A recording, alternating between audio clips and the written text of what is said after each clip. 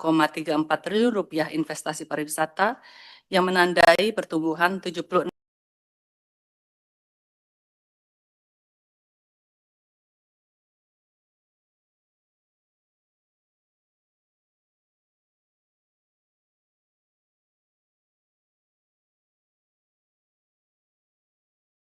6,67%. Mulai 28 Februari 2026, situasi geopolitik dunia mulai memanas, terutama kondisi Timur Tengah. Hal ini tentunya menimbulkan banyak keraguan untuk sektor pariwisata. Kami sangat bersyukur pada situasi seperti ini, sektor pariwisata Indonesia kembali menunjukkan resiliensinya. Pada Januari hingga April 2026 dibandingkan Januari-April 2025, kita masih melihat ada pertumbuhan kunjungan wisatawan mancanegara sebesar 8,24%. Meski hal ini tentunya ada andil pertumbuhan di Januari-Februari 2026, kita justru melihat pertumbuhan yang lebih tinggi di Maret-April 2026 dibandingkan tahun lalu, yaitu sebesar 8,72%. Namun pada 2 bulan yang terdampak penutupan penerbangan tersebut, kita melihat pertumbuhan komposisi kunjungan yang sangat signifikan. Kunjungan asal Timur Tengah menurun sebesar 20,65%, juga Eropa menurun sebesar 12,42% dibandingkan Maret-April tahun lalu. Hal ini tidak mengherankan karena telah terjadi 1.232 pembatalan penerbangan via Timur Tengah yang terjadi sampai dengan 30 April 2026 yang berarti terdapat 127.376 potensi perjalanan tidak dapat terrealisasi. Bahkan kalau melihat dampak sampai dengan 27 Mei 2026, total sebesar 1.444 penerbangan telah dibatalkan dengan 160.052 potensi perjalanan tidak terrealisasi. Di sisi lain, selama Maret-April 2026, wisatawan asal Asia Tenggara, Asia lainnya, juga Oseania justru menunjukkan pertumbuhan yang sangat signifikan, masing-masing sebesar 17,14%, 12,66%, dan 11,22% dibandingkan Maret-April 2025. Hal ini menunjukkan bahwa Indonesia telah menjadi pilihan untuk berwisata di tengah situasi geopolitik ini. Dan meski kunjungan datang dari negara-negara yang lebih berdekatan, sektor pariwisata Indonesia tetap menawarkan pengalaman wisata yang berkualitas, terlihat dari rata pengeluaran pada triwulan pertama 2026 yang tumbuh 5,36% year on year, dan lama tinggal wisatawan mancanegara juga meningkat 8,53% pada Januari hingga April 2026 dibandingkan periode yang sama tahun sebelumnya. Tentunya pencapaian tersebut merupakan upaya kolektif dari seluruh insan pariwisata didukung pemangku kepentingan lainnya. Namun dari sisi Kementerian Pariwisata ada beberapa strategi yang kami usahakan agar mendorong pivoting ke short haul dan medium haul market untuk kunjungan wisatawan mancanegara lebih cepat terjadi. Yang pertama adalah dari promosi internasional. Kami mengalihkan anggaran ATM Dubai beserta kerjasama terpadu, sales mission, dan program lainnya yang sebelumnya banyak diintensifkan di Eropa dan Timur Tengah ke region lain yaitu Asia Tenggara, Asia lainnya, dan Oseania. Hingga paruh pertama kami telah berpartisipasi atau menyelenggarakan 6 pameran, 6 kerjasama terpadu, dan 6 PAM trip, dan 6 sales mission. Dari sisi kampanye digital, kami terus mengusahakan lewat own media, paid media, kolaborasi dengan KOL, memprioritaskan untuk pasar-pasar strategis seperti Singapura, Malaysia, Australia, Tiongkok, India, Jepang, dan Korea Selatan. Berikutnya untuk promosi Nusantara terdapat 4 pameran, 1 kerjasama terpadu, dan 5 sales mission yang telah terlaksana. Tidak kami ikutkan di slide, tetapi kami juga berkolaborasi dengan mitra-mitra strategis seperti perbankan dan travel agents, tour operators untuk mendorong promosi dan paket wisata perjalanan dalam negeri, terutama di momen libur, nyepi, lebaran, beberapa waktu lalu menyasar calon wisatawan nasional yang perjalanannya ke Eropa dan Timur Tengah terdampak. Indonesia memiliki banyak alternatif berwisata yang sangat dapat dimanfaatkan. Selain itu, sudah terlaksana satu cross-border event, yakni Bintan Regatta pada April 2026. Berikut dalam pembahasan awal dampak situasi Timur Tengah, kami juga memohonkan dukungan lintas kementerian lembaga untuk koordinasi oleh Kemenko Perekonomian, salah satunya bebas visa kunjungan. Kami telah melakukan sejumlah pembahasan mendetail dengan kementerian lembaga terkait dan pembicaraan sebenarnya telah mengerucut ke kemungkinan pemberian bebas visa kunjungan ke 8+1 negara yang menjadi permohonan kami adalah Jepang, Korea Selatan, Australia, Selandia Baru, India, dan perluasan bagi PR Singapura, sementara Belarusia, Kazakhstan, dan Makau merupakan yang memang sudah menjadi inisiatif Kementerian Imigrasi dan Pemasyarakatan sebelumnya. Namun kebijakan BVK ini masih akan menjadi pembahasan di tingkat menteri. Kami mohon dukungan DPR untuk negara-negara yang sebenarnya sangat strategis untuk kita berikan visa BVK ini. Terakhir, dengan konektivitas via Timur Tengah yang terdampak, tentunya kita harus menjaga konektivitas dengan negara-negara yang menjadi alternatif sumber pasar, yakni merupakan hal yang kami mohonkan dalam koordinasi lintas KL. Kami bersyukur dengan dukungan seluruh pemangku kepentingan pariwisata, kami melaporkan terdapat sejumlah rute baru atau tambahan seat capacity di rute existing untuk pasar Australia, Tiongkok, Korea Selatan, Singapura, Malaysia, dan Uzbekistan. Mohon maaf. Secara total terdapat tambahan 368.275 seat capacity. Selain itu, sesuai arahan Presiden Prabowo Subianto, telah terlaksana juga pilot project pemanfaatan empty leg penerbangan haji. Jadi kondisi kosong saat penerbangan yang mengangkut jemaah haji berangkat ke Timur Tengah kembali ke Indonesia. Sampai dengan 22 Mei lalu telah terjual 1.723 seats dari total ketersediaan 9.833 seat. Untuk pilot project terlebih dengan waktu penjualan yang waktu itu cukup last minute dengan momen keberangkatan haji, juga di tengah situasi geopolitik ini kami cukup bersyukur dengan hasil yang kami sebutkan. Masih dalam pembahasan, kita juga mengantisipasi akan ada rute baru atau penambahan kapasitas kursi dari Tiongkok, Australia, dan Oman. Kami ingin juga mengakhiri section statistik dengan menyampaikan kontribusi pariwisata ke perekonomian. Di slide 3, tadi kami sempat singgung angkanya adalah 4,01 hingga 5%.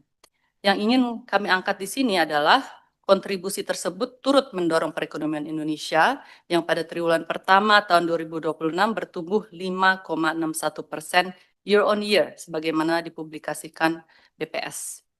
Dari perspektif produksi, 4 lapangan usaha yang berkaitan dengan pariwisata, yaitu penyediaan akomodasi dan makan minum, jasa lainnya, transportasi dan pergudangan, serta jasa perusahaan bertumbuh signifikan, masing-masing sebesar 13,14%, 9,91%, 8,04%, dan untuk jasa perusahaan 4,91%.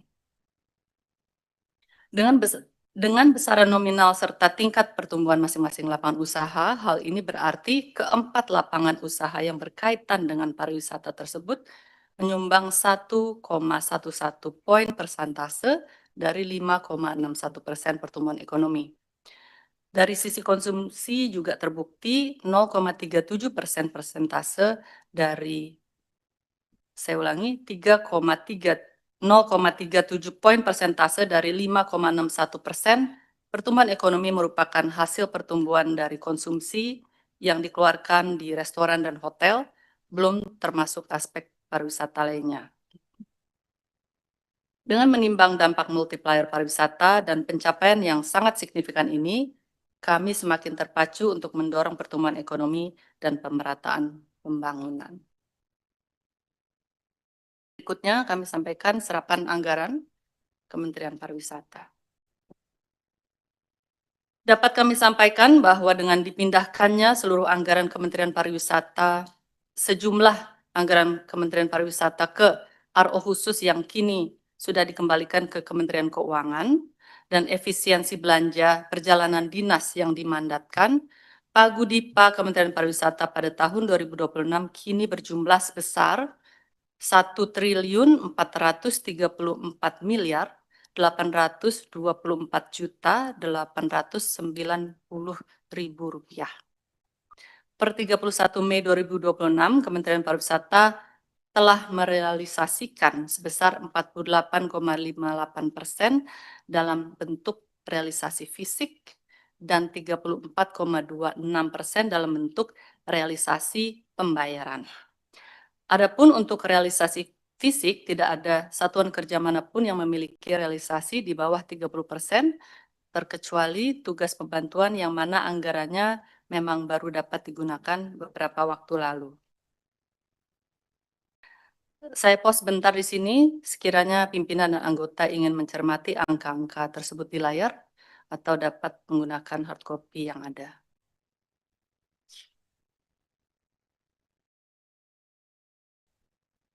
Sesuai komitmen kami untuk mengakselerasi dampak program kerja sesegera mungkin, kami mengakselerasi serapan anggaran.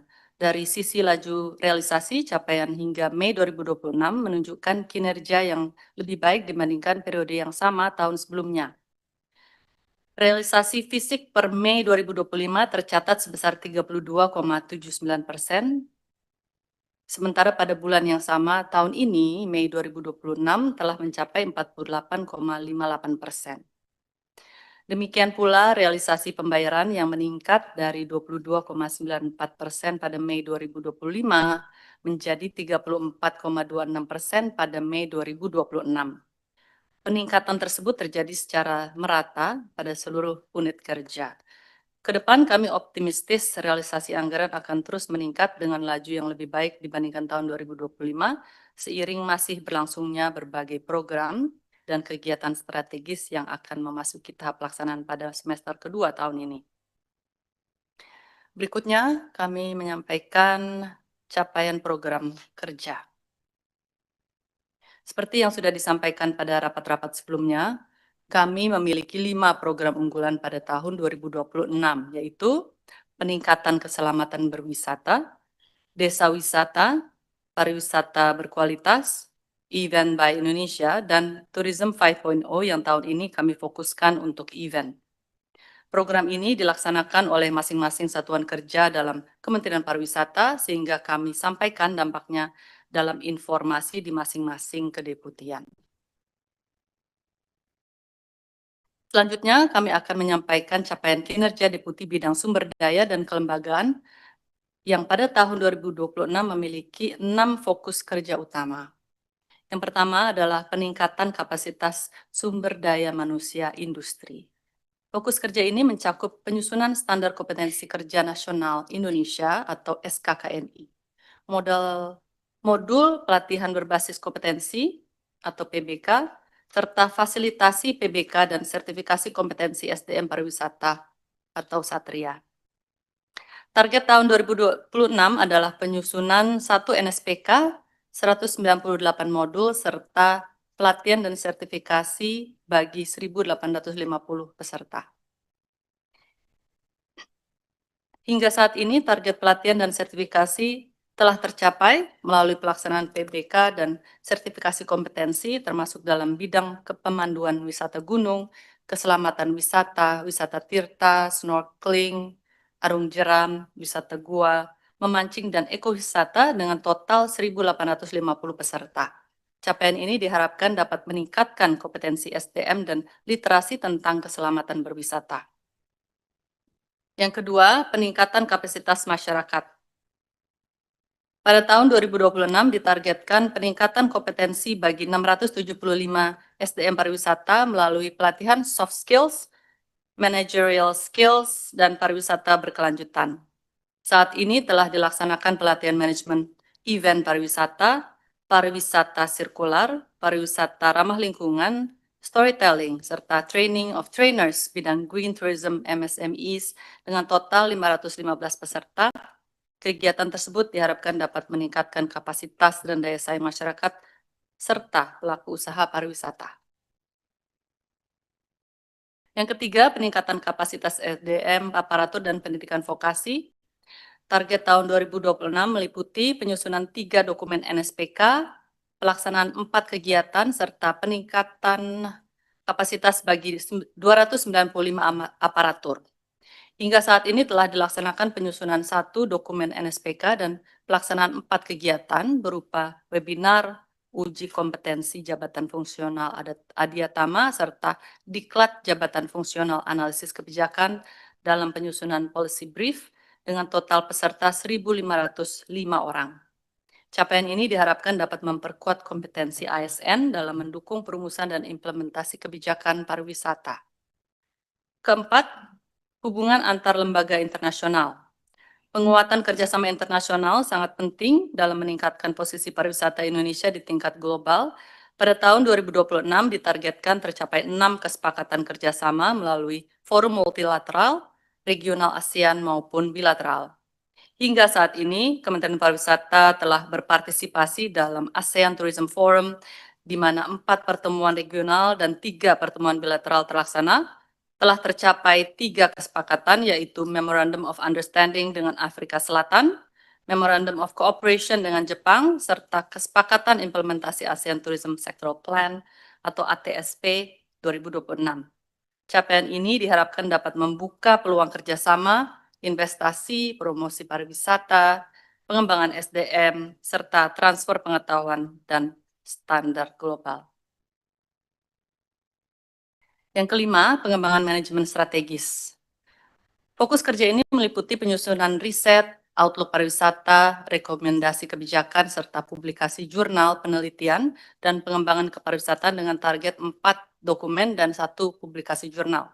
Hingga saat ini sedang disusun 2 dokumen, Roadmap Desa Wisata dan Tourism Snapshot, yang mana hasilnya akan menjadi referensi strategis bagi para pemangku kepentingan dalam penyusunan kebijakan seperti contoh pada desa wisata. Pemerintah daerah dapat turut melakukan intervensi untuk penguatan pengelolaan destinasi. Dan yang keenam, program lainnya berupa dukungan. Target tahun 2026, selain itu, kolaborasi dengan BPJPH yang telah dimulai sejak tahun 2025, terus berlanjut melalui target penerbitan 40.000 sertifikat halal pada 1.500 desa wisata dalam periode 2 tahun. Hingga saat ini, pendampingan kepada 15 desa wisata telah dilaksanakan dan akan dilanjutkan dengan pemantauan pasca kegiatan. Selain itu, mekanisme pendampingan Wonderful Indonesia Awards sedang dalam tahap finalisasi. Untuk sertifikasi desa wisata berkelanjutan, saat ini sedang berlangsung tahap sosialisasi dan penilaian mandiri. Sementara itu telah diterbitkan sebanyak 31.548 sertifikat halal bagi pelaku UMKM di 1.116 desa wisata hasil kolaborasi dengan BPJPH. Upaya ini diharapkan dapat meningkatkan kualitas desa wisata sesuai kebutuhan pengembangan serta membuka akses ke wisatawan muslim. Pariwisata berkualitas adalah fokus yang kedua. Upaya yang dilakukan meliputi penyusunan pola perjalanan wisata, dukungan sarana pariwisata, peningkatan kualitas destinasi ramah muslim, pengukuran indeks pembangunan kepariwisataan nasional, penyusunan 6 rencana induk destinasi pariwisata nasional atau RIDPN, pengembangan high quality and sustainable tourism, penerapan wisata bersih, serta peningkatan amenitas dan aksesibilitas pada daya tarik wisata. Pada tahun 2026 mencakup pelaksanaan 2 kegiatan, penyusunan 6 rekomendasi kebijakan, serta penyaluran 92 unit bantuan pemerintah. Untuk Banper, kami masih menunggu penyesuaian peraturan Presiden terkait RKP tahun 2026 yang akan menyebutkan bahwa Kemenpar dapat memberikan Banper. Seluruh upaya tentang Seluruh upaya sedang berproses, sedang dilakukan Monef untuk RIDPN dan penyusunan rencana aksi tahap kedua. Selain itu, telah dilaksanakan uji jalur pola perjalanan wisata kebugaran dan di Joglo Semar.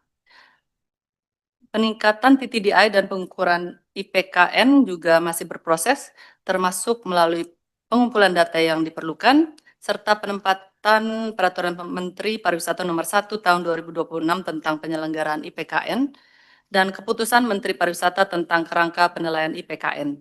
Di samping itu telah terlaksana satu kegiatan, yaitu Forum Koordinasi Bersama Pemerintah Provinsi Papua Barat Daya dan Pemerintah Kabupaten Raja Ampat dalam rangka pengembangan high quality dan sustainable tourism di Raja Ampat. Yang ketiga, mengenai peningkatan keselamatan berwisata. Kegiatan yang dilaksanakan mencakup penguatan mitigasi risiko destinasi pariwisata, penguatan tata kelola destinasi melalui penyelesaian isu 3A, serta peningkatan sinergi dan kolaborasi keselamatan pada daya tarik wisata bersama kementerian dan lembaga terkait. Target tahun 2026 mencakup 15 lokasi. Hingga saat ini telah dilakukan penyusunan surat edaran Menteri Pariwisata untuk periode libur sekolah tahun 2026, pemantauan destinasi terdampak bencana di Provinsi Aceh, Sumatera Utara, dan Sumatera Barat, pemantauan kesiapan destinasi selama masa liburan, pelaksanaan safety talk keamanan dan keselamatan wisata bahari di Labuan Bajo, serta forum pengembangan amenitas dan aksesibilitas di 4 lokasi. Secara keseluruhan, hingga saat ini telah dilakukan pembinaan di 5 lokasi, upaya dilakukan untuk meningkatkan kesiapsiagaan dan pengendalian daya dukung destinasi wisata. Dan yang keempat, digitalisasi pariwisata. Terdapat 2 target pengembangan sistem tahun ini, yaitu untuk Sistem Informasi Kepariwisataan Nasional atau Sisparnas, dan Platform Jejaring Desa Wisata atau JADESTA. Hingga saat ini telah diterbitkan surat clearance untuk kedua sistem tersebut. Pada Sisparnas dilaksanakan pembaruan dashboard, pembaruan bentuk petunjuk teknis, dan cloud data, sementara pada JADESTA dilaksanakan IT Security Assessment. Proses ini dilakukan untuk mendorong pengembangan sistem informasi dan pemanfaatan big data. Dan program lainnya yakni dukungan manajemen yang berupa 4 layanan internal sudah terrealisasi. Untuk Deputi Bidang Industri dan Investasi memiliki 6 fokus kerja utama. Yang pertama adalah kebijakan industri pariwisata. Pada tahun 2026, rencana kerja mencakup penyusunan kebijakan tata kelola pengembangan industri pariwisata, termasuk terkait KBLI, tata kelola usaha akomodasi dan travel agent, harmonisasi standar, sertifikasi usaha, serta pengawasan. Target tahun ini adalah penyusunan 6 dokumen dan pelaksanaan 2 kegiatan. Hingga saat ini telah terlaksana 2 kegiatan, yakni Forum Industri Berbicara bersama perwakilan Asosiasi Pariwisata, serta sosialisasi Permenpar nomor 6 tahun 2025. Kegiatan ini diharapkan dapat mendukung optimalisasi tata kelola industri pariwisata, serta meningkatkan pemahaman pelaku usaha terhadap regulasi dan perizinan usaha. Yang kedua adalah peningkatan investasi pariwisata. Upaya yang direncanakan meliputi promosi peluang investasi pariwisata melalui kegiatan Tourism Investment Meeting dan Business Matching, serta fasilitasi investasi melalui coaching klinik, dengan target pelaksanaan 4 promosi dan 3 kegiatan. Hingga saat ini telah terlaksana 6 coaching klinik, 2 secara luring dan 4 secara daring. Perizinan berusaha melalui OSS untuk meningkatkan pemahaman dan mendorong legalitas usaha. Selain itu, telah dilaksanakan Tourism Investment Dialogue untuk mengidentifikasikan berbagai isu terkait investasi pariwisata. Penguatan usaha di wisata, gastronomi, dan wellness. Pengembangan wisata minat khusus dilakukan melalui pendampingan bisnis bagi penyedia paket wisata gastronomi dan wellness, serta perluasan akses pasar dan pembiayaan bagi penyedia paket tur tersebut. Target tahun 2026 mencakup pendampingan bagi 110 badan usaha. Saat ini telah dilaksanakan rapat koordinasi pengembangan wisata kesehatan penyusunan katalog nasional kesehatan dan wellness, serta penyusunan kriteria usaha pariwisata yang akan memperoleh pendampingan pengembangan usaha. Upaya ini diharapkan dapat meningkatkan kualitas dan kuantitas paket wisata tematik sekaligus memperkuat daya saing pelaku usaha di ajang internasional. Dan yang keempat, penguatan rantai pasok industri pariwisata. Kegiatan yang direncanakan meliputi fasilitasi akses permodalan dan penguatan rantai pasok industri pariwisata, serta pengembangan akses pasar permodalan usaha pariwisata di Desa Wisata Lombok Tengah dan Danau Toba. Target tahun 2026 adalah mendukung 45 badan usaha. Hingga saat ini telah dilaksanakan rapat koordinasi dukungan akses pendanaan restoran Indonesia di luar negeri melalui program Serasa, serta kegiatan pendampingan usaha pariwisata di Desa Wisata Lombok Tengah dan Danau Toba. Adapun target 45 badan usaha telah tercapai. Dukungan tersebut diharapkan dapat meningkatkan kapasitas usaha, akses pasar, dan akses permodalan bagi pelaku usaha pariwisata. Yang kelima adalah transformasi usaha pariwisata berkelanjutan. Tahun 2026 diarahkan pada pendampingan pelaksanaan proper sektor pariwisata dan pengelolaan sampah Horeca. Pendampingan perhitungan dan pelaporan emisi gas rumah kaca sektor pariwisata serta penyelenggaraan Wonderful Indonesia Sustainable Tourism Industry Forum 2026. Targetnya adalah 20 badan usaha, 2 NSPK, dan 1 kegiatan. Telah terlaksana rapat koordinasi pengelolaan sampah Horeca di daerah istimewa Yogyakarta, Bali, dan Jawa Barat, serta rapat koordinasi proper sektor pariwisata di Jawa Barat. Selain itu, Wonderful Indonesia Sustainable Tourism Industry Forum 2026 telah terlaksana pada minggu lalu di Bali. Capaian saat ini meliputi pendampingan terhadap 15 badan usaha dan pelaksanaan 1 kegiatan forum. Kegiatan ini diharapkan dapat memperkuat penyelarasan kebijakan dengan kondisi di lapangan dan tata kelola lingkungan, serta mendorong implementasi praktik pariwisata berkelanjutan. Yang keenam adalah program lainnya. Kegiatan yang dilaksanakan meliputi peningkatan literasi pelaku usaha pariwisata serta dukungan manajemen dengan target 7 kegiatan dan 3 layanan internal. Telah dilaksanakan literasi penerapan standar usaha pariwisata, literasi strategi pengembangan kewirausahaan industri pariwisata, serta 2 sesi literasi pengelolaan sampah pada industri pariwisata. Selain itu, seluruh target 3 layanan dukungan manajemen telah terrealisasi. Secara keseluruhan telah tercapai 4 kegiatan dan 3 layanan internal. Melalui kegiatan ini, pelaku usaha diharapkan semakin memahami penerapan standar usaha yang baik sekaligus meningkatkan kompetensinya dalam mengembangkan usaha pariwisata. Selanjutnya, rencana kerja dan realisasi dari Deputi Bidang Pemasaran. Yang pertama adalah kerjasama terpadu atau KST. Pada tahun 2026, kegiatan yang dilakukan meliputi kolaborasi dengan mitra kerja, airlines, tour agents, dan tour operators dalam pemasaran pariwisata melalui penjualan tiket wisata, sales mission, dan fam trip. Target tahun ini adalah 34 kegiatan dengan potensi penjualan sebesar 210,3 ribu packs dan potensi devisa sebesar 4,5 triliun rupiah. Hingga saat ini telah terlaksana 6 kerjasama terpadu, 6 fam trip, dan 6 sales mission yang menghasilkan potensi penjualan sebanyak 82.333 packs dengan potensi devisa lebih dari 2,3 triliun rupiah. Yang kedua, partisipasi di Travel Expo. Partisipasi pada Travel Expo dilakukan untuk mempromosikan destinasi dan produk wisata minat khusus Indonesia sekaligus untuk mempertemukan pelaku usaha pariwisata dengan mitra bisnis dan konsumen secara langsung. Target tahun 2026 adalah 13 kegiatan dengan potensi penjualan sebesar 769,6 ribu packs dan potensi devisa sebesar 20,7 triliun rupiah. Telah terlaksana partisipasi pada 6 Travel Expo internasional yang menghasilkan potensi penjualan sebanyak 515.419 packs dan potensi devisa lebih dari 15,6 triliun rupiah. Yang ketiga adalah pemasaran Nusantara. dilakukan melalui pameran, trip, business matching, dan kerjasama terpadu untuk mendorong pergerakan wisatawan Nusantara. Selain itu, promosi desa wisata juga dilakukan melalui kegiatan EduTrip bagi pelajar. Target tahun 2026 adalah 27 kegiatan dengan potensi penjualan sebesar 125.000 packs dan potensi transaksi sebesar 37,8 miliar rupiah. Saat ini telah terlaksana 4 pameran, 5 dukungan sales mission, serta 1 kerjasama terpadu dengan Aturin.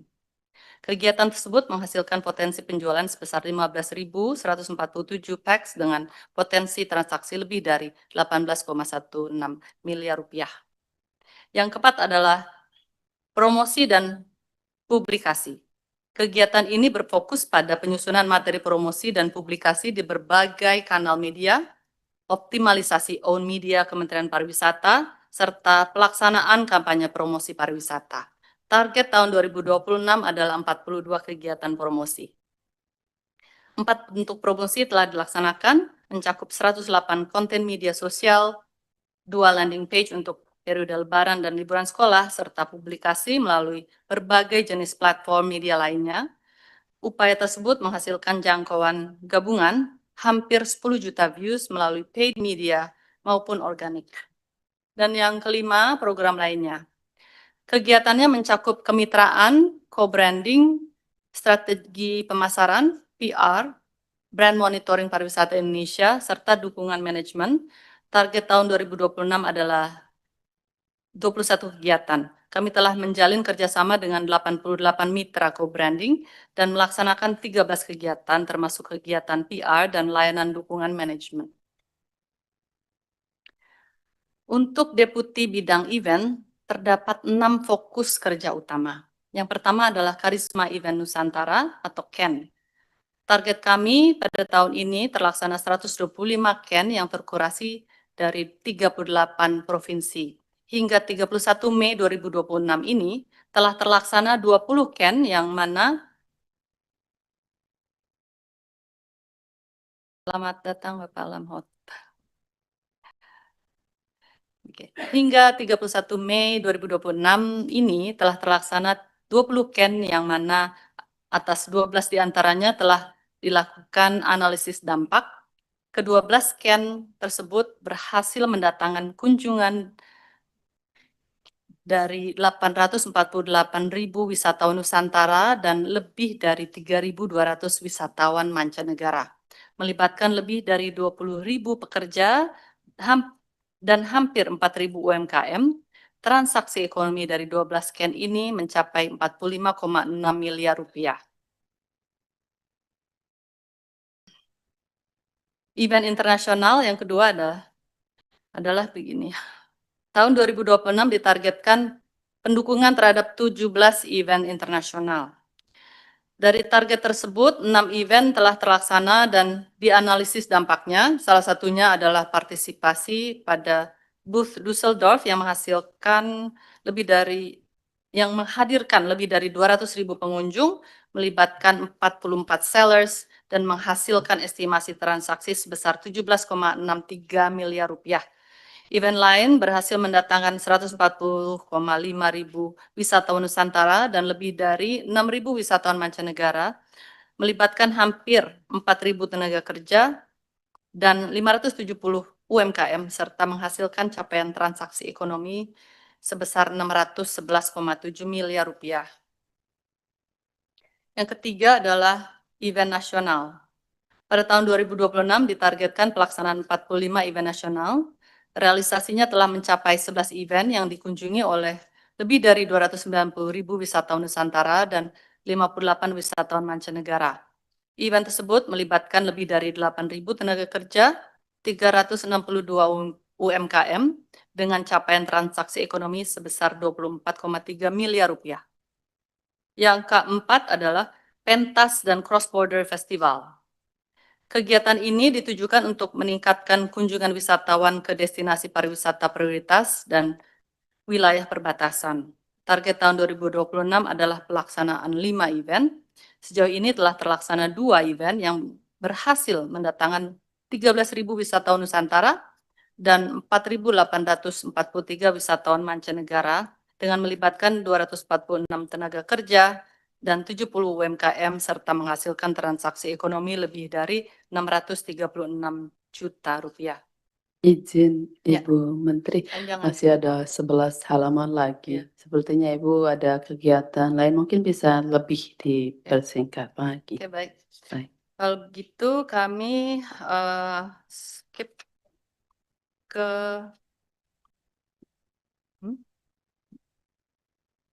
kami langsung ke tugas pembantuan ya, Bu ya.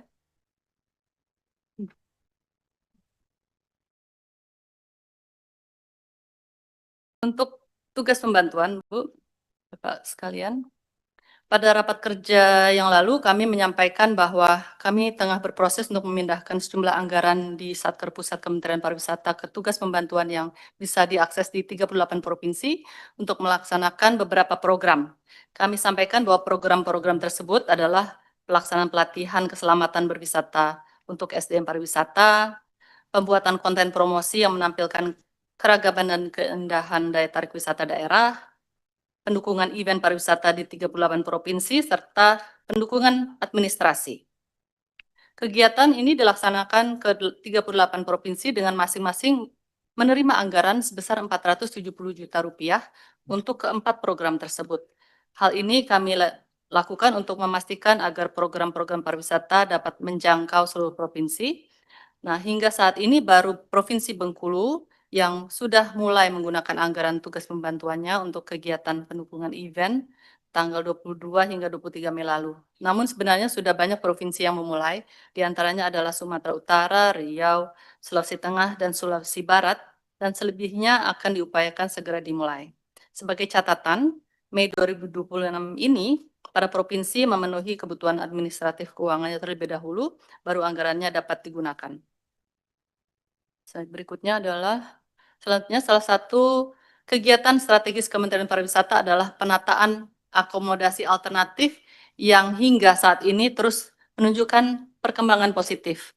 Berdasarkan data OSS per 20 Mei 2026, terjadi peningkatan 46,5% pada jumlah unit usaha akomodasi jangka pendek yang telah memiliki nomor NIB dibandingkan dengan kondisi tahun lalu saat inisiatif ini dijalankan. KBLI Villa khususnya mencatat peningkatan sebesar 76,4%. Selain itu, Kementerian Pariwisata juga mengembangkan formulir verifikasi bagi pelaku usaha akomodasi yang terdaftar pada platform online travel agent. Melalui mekanisme ini, OTA dapat memperoleh informasi status perizinan berusaha dan menampilkan pada deskripsi listing di platform masing-masing. Nah, berbagai upaya yang telah dilakukan antara lain adalah pelaksanaan 6 coaching klinik yang diikuti lebih dari 1.500 pelaku usaha, verifikasi status perizinan usaha, dan identifikasi lebih dari 1.600 listing pada online travel agents, dan listing ini terbukti bahwa mereka tidak memiliki izin dan direncanakan akan dilakukan di listing mulai 1 Agustus 2026. Dan yang ketiga, penguatan kolaborasi dengan 9 mitra online travel agent. Dan yang keempat, pelaksanaan peninjauan lapangan bersama pemerintah daerah di 5 provinsi. Kedepan, upaya ini akan terus dilaksanakan secara berkelanjutan melalui pembentukan kelompok kerja bersama online travel agent, serta pengembangan sistem verifikasi perizinan berbasis API yang terintegrasi dengan OSS dan platform online travel agents. Next page. Kementerian Pariwisata memahami pentingnya keselarasan dan sinergi agar antar pemangku kepentingan dan pengembangan dan pencapaian target besar pariwisata baik antara pemerintah pusat, pemerintah daerah, asosiasi maupun pelaku industri terutama di tengah dinamika geopolitik global saat ini. Oleh karena itu kami telah menyelenggarakan rapat koordinasi nasional pariwisata tanggal 20 hingga 21 Mei 2026 dengan mengusung tema peningkatan optimalisasi, resiliensi inovasi, dan keberlanjutan.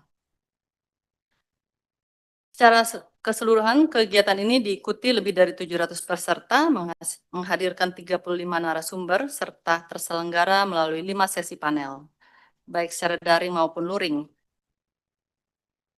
Hasil dari Rakornas tersebut. Yang pertama ada di layar tindak lanjutnya. Yang pertama, perlu mendorong implementasi integrasi melalui orkestrasi yang kuat antara pusat dan daerah.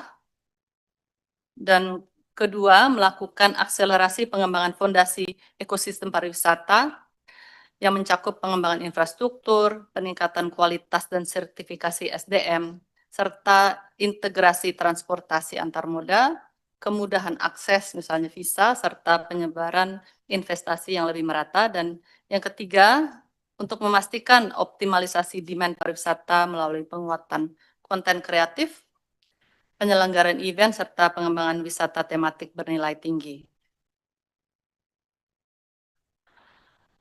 Oke, halaman 25. Pertumbuhan pariwisata memiliki peran strategis dalam mendorong pemerataan pembangunan karena sektor ini mampu menciptakan pusat-pusat ekonomi baru di berbagai daerah, tidak hanya di kota besar. Ketika sebuah destinasi berkembang, dampaknya bergerak luas ke masyarakat.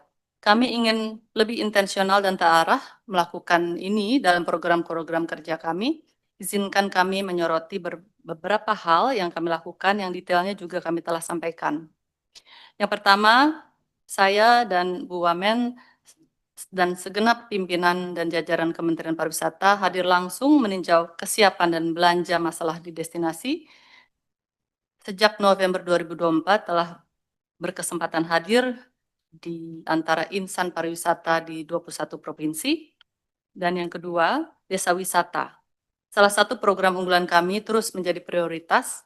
15 desa wisata pemenang Wonderful Indonesia Awards telah menerima pendampingan dan yang disesuaikan dengan kebutuhan dan prioritas mereka.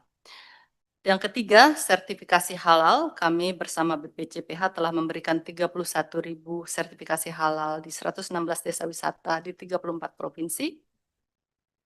Dan yang keempat, lewat pelatihan dan sertifikasi 1.850 SDM pariwisata di bidang pemandu wisata gunung, wisata tirta di 10 provinsi kini telah selangkah lebih maju untuk pariwisata yang lebih aman dan SDM yang naik kelas. Dan yang kelima, salah satu program unggulan Event Bank Indonesia atau KEN telah terlaksana di 20 acara dari 125 untuk pariwisata yang lebih merata dan mengangkat keragaman budaya daerah. Dan yang keenam, 100 UMKM dan badan usaha dan perorangan pemilik usaha pariwisata menerima pendampingan pengembangan akses pasar dan permodalan. Ketujuh, lebih dari 1.500 UMKM dan perorangan pemilik usaha akomodasi pariwisata menerima pendampingan pengajuan perizinan berusaha yang memberikan legalitas usaha pariwisata. Ini merupakan bagian dari program kerja kami yang telah memberikan dampak langsung bagi masyarakat dan pelaku UMKM membangun dari bawah sejalan dengan Pasca Cipta ke-6. Ke depan kami berharap upaya ini dapat terus dilakukan dan diperkuat.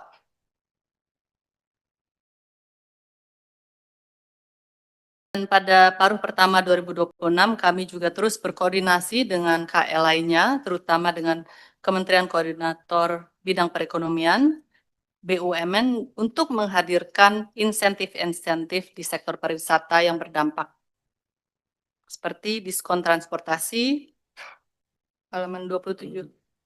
Diskon transportasi, mitigasi peningkatan harga tiket angkutan udara, dan insentif PPH 21 DTP. Halaman 28. Kami ingin juga mengangkat pentingnya kehadiran pariwisata Indonesia di kancah internasional. Kementerian Pariwisata saat ini memiliki dua peran saat hadir di internasional dalam hal kelembagaan, mewakili pariwisata Indonesia di organisasi internasional, dan dalam hal promosi pariwisata.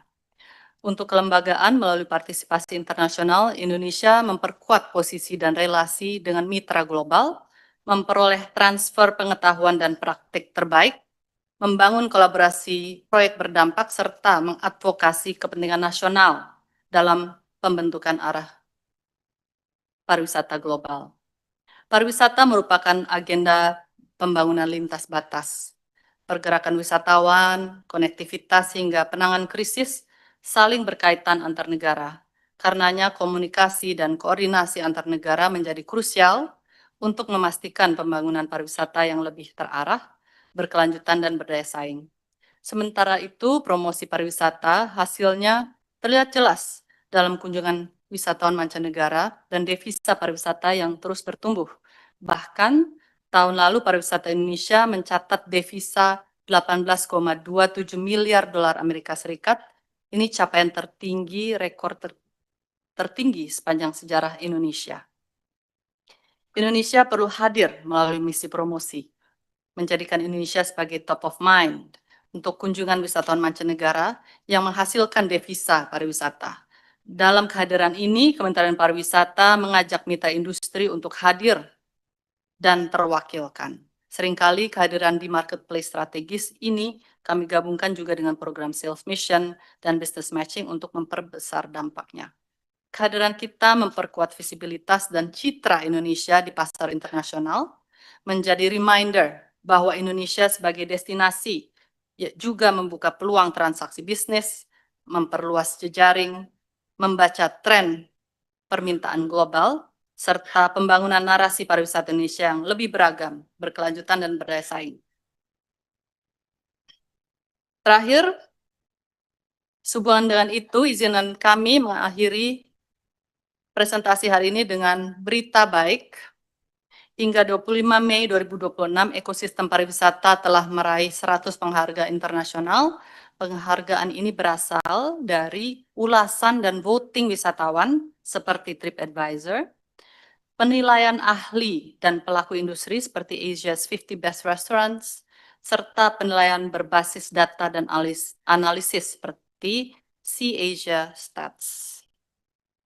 Capaian ini menegaskan bahwa daya saing pariwisata Indonesia semakin tinggi, serta memperkuat posisi Indonesia di pasar pariwisata global. Pimpinan dan anggota Komisi 7 DPR RI yang kami hormati, sebagai penutup, kami ingin menegaskan bahwa pembangunan pariwisata tidak hanya diarahkan untuk meningkatkan kunjungan wisatawan, devisa, dan kontribusi terhadap PDB, tetapi juga untuk memastikan manfaatnya semakin merata dan dirasakan langsung oleh masyarakat. Melalui penguatan desa wisata, pendampingan UMKM, peningkatan kapasitas SDM, dukungan event daerah, peningkatan pemasaran, serta tugas pembantuan ke seluruh provinsi, Kementerian Pariwisata terus mendorong agar pariwisata menjadi ruang tumbuh bagi ekonomi rakyat. Kami menyadari bahwa pekerjaan rumah masih besar, karena itu kolaborasi antar pemerintah, DPR RI, pemerintah daerah, pelaku usaha, komunitas, dan masyarakat menjadi kunci agar pariwisata Indonesia tumbuh semakin berkualitas, inklusif, dan berkelanjutan. Dengan dukungan Komisi 7 DPR RI, kami percaya pariwisata dapat menjadi instrumen penting untuk memperkuat ekonomi nasional, membuka lapangan kerja, menjaga budaya, dan menghadirkan kesejahteraan rakyat Indonesia. Terima kasih. Wassalamualaikum warahmatullahi wabarakatuh. Waalaikumsalam warahmatullahi wabarakatuh. Demikian Bapak Ibu peserta rapat, presentasi dari Ibu Menteri Pariwisata. Terima kasih Bu Menteri telah memberikan penyampaian terkait dengan program-program yang sudah dilaksanakan oleh Kementerian Pariwisata di semester 1 2026. Untuk itu kita akan langsung saja berdiskusi. Dari meja pimpinan dahulu sudah ada Pak Ketua yang ingin menyampaikan catatan karena waktu juga terbatas. Bu Menteri ada rapat yang harus hadir langsung. Saya silakan Pak Ketua. Baik, terima kasih. Assalamualaikum warahmatullahi wabarakatuh. Para pimpinan Komisi 7 DPR RI, teman-teman anggota Komisi 7 yang saya banggakan semua, terima kasih sudah hadir. Ini rapat kita hari ini dihadiri lengkap sebetulnya oleh pimpinan Komisi 7, hanya saja satu di antara kami sedang memimpin pansus undang-undang yang saya kira juga sangat penting. Oh, sudah masuk? Baik, alhamdulillah berarti lengkap. sengaja datang sebelum saya bicara mungkin ini Bu Sarah. Terima kasih sudah hadir semua teman-teman. Ini karena Bu Menterinya mau pergi duluan, makanya saya mau bicara, takutnya saya nggak sempat nanti bicara gitu. Karena saya pas masuk tadi tidak disapa, yang disapa malah Pak Lamhot. Jadi begitu Pak Lamhot masuk, selamat datang Pak Lamhot gitu. Jadi saya pas datang tadi, padahal saya terlambatnya 3 menit, 4 menit lah. Nggak begitu lama kan. Disapa pun enggak gitu loh. Jadi saya pikir apa salah saya sama Bu Menteri. Ya salah. Kalau orang Medan kan terus terang Pak. Ya kan apa adanya gitu. Bukan ada apanya tapi memang apa adanya saja. Gitulah yang kita rasakan. Kemudian yang berikutnya ada beberapa hal Bu Menteri. Saya sebetulnya senang membaca paparan ini. Cuman saya lihat agak padat ya kan. Memang padat ini. Jadi mungkin perlu untuk melakukan FGD lagi beberapa kali lagi nih untuk supaya bisa didalami satu persatu gitu. Misalnya contoh halaman 3 kita mulai misalnya ya.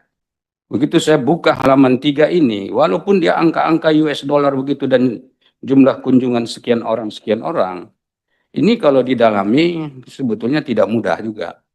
Apalagi kalau bicara soal devisa. Ya kan, fakta misalnya kunjungan orang ke Indonesia sekian, baik mancanegara maupun domestik misalnya, itu kan pengaruhnya juga sangat besar ya terhadap keadaan ekonomi kita secara nasional. Itu satu. Kemudian yang kedua, kalau kita buka lagi misalnya pada halaman 4. Ini kalau saya lihat yang merah, hijau, turun naik, naik turun.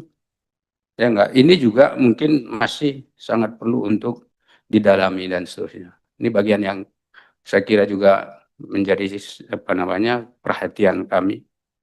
Kemudian yang berikutnya bagian ketiga, ini sebetulnya kami ini ingin melihat sejujurnya ini masing-masing dari kedeputian ini itu alokasi anggarannya berapa secara real untuk pada tahun 2026 yang lalu itu dan bagaimana ekspektasi dari Kementerian Pariwisata ini pada tahun 2027. Karena kemarin sudah dikritisi oleh banyak teman.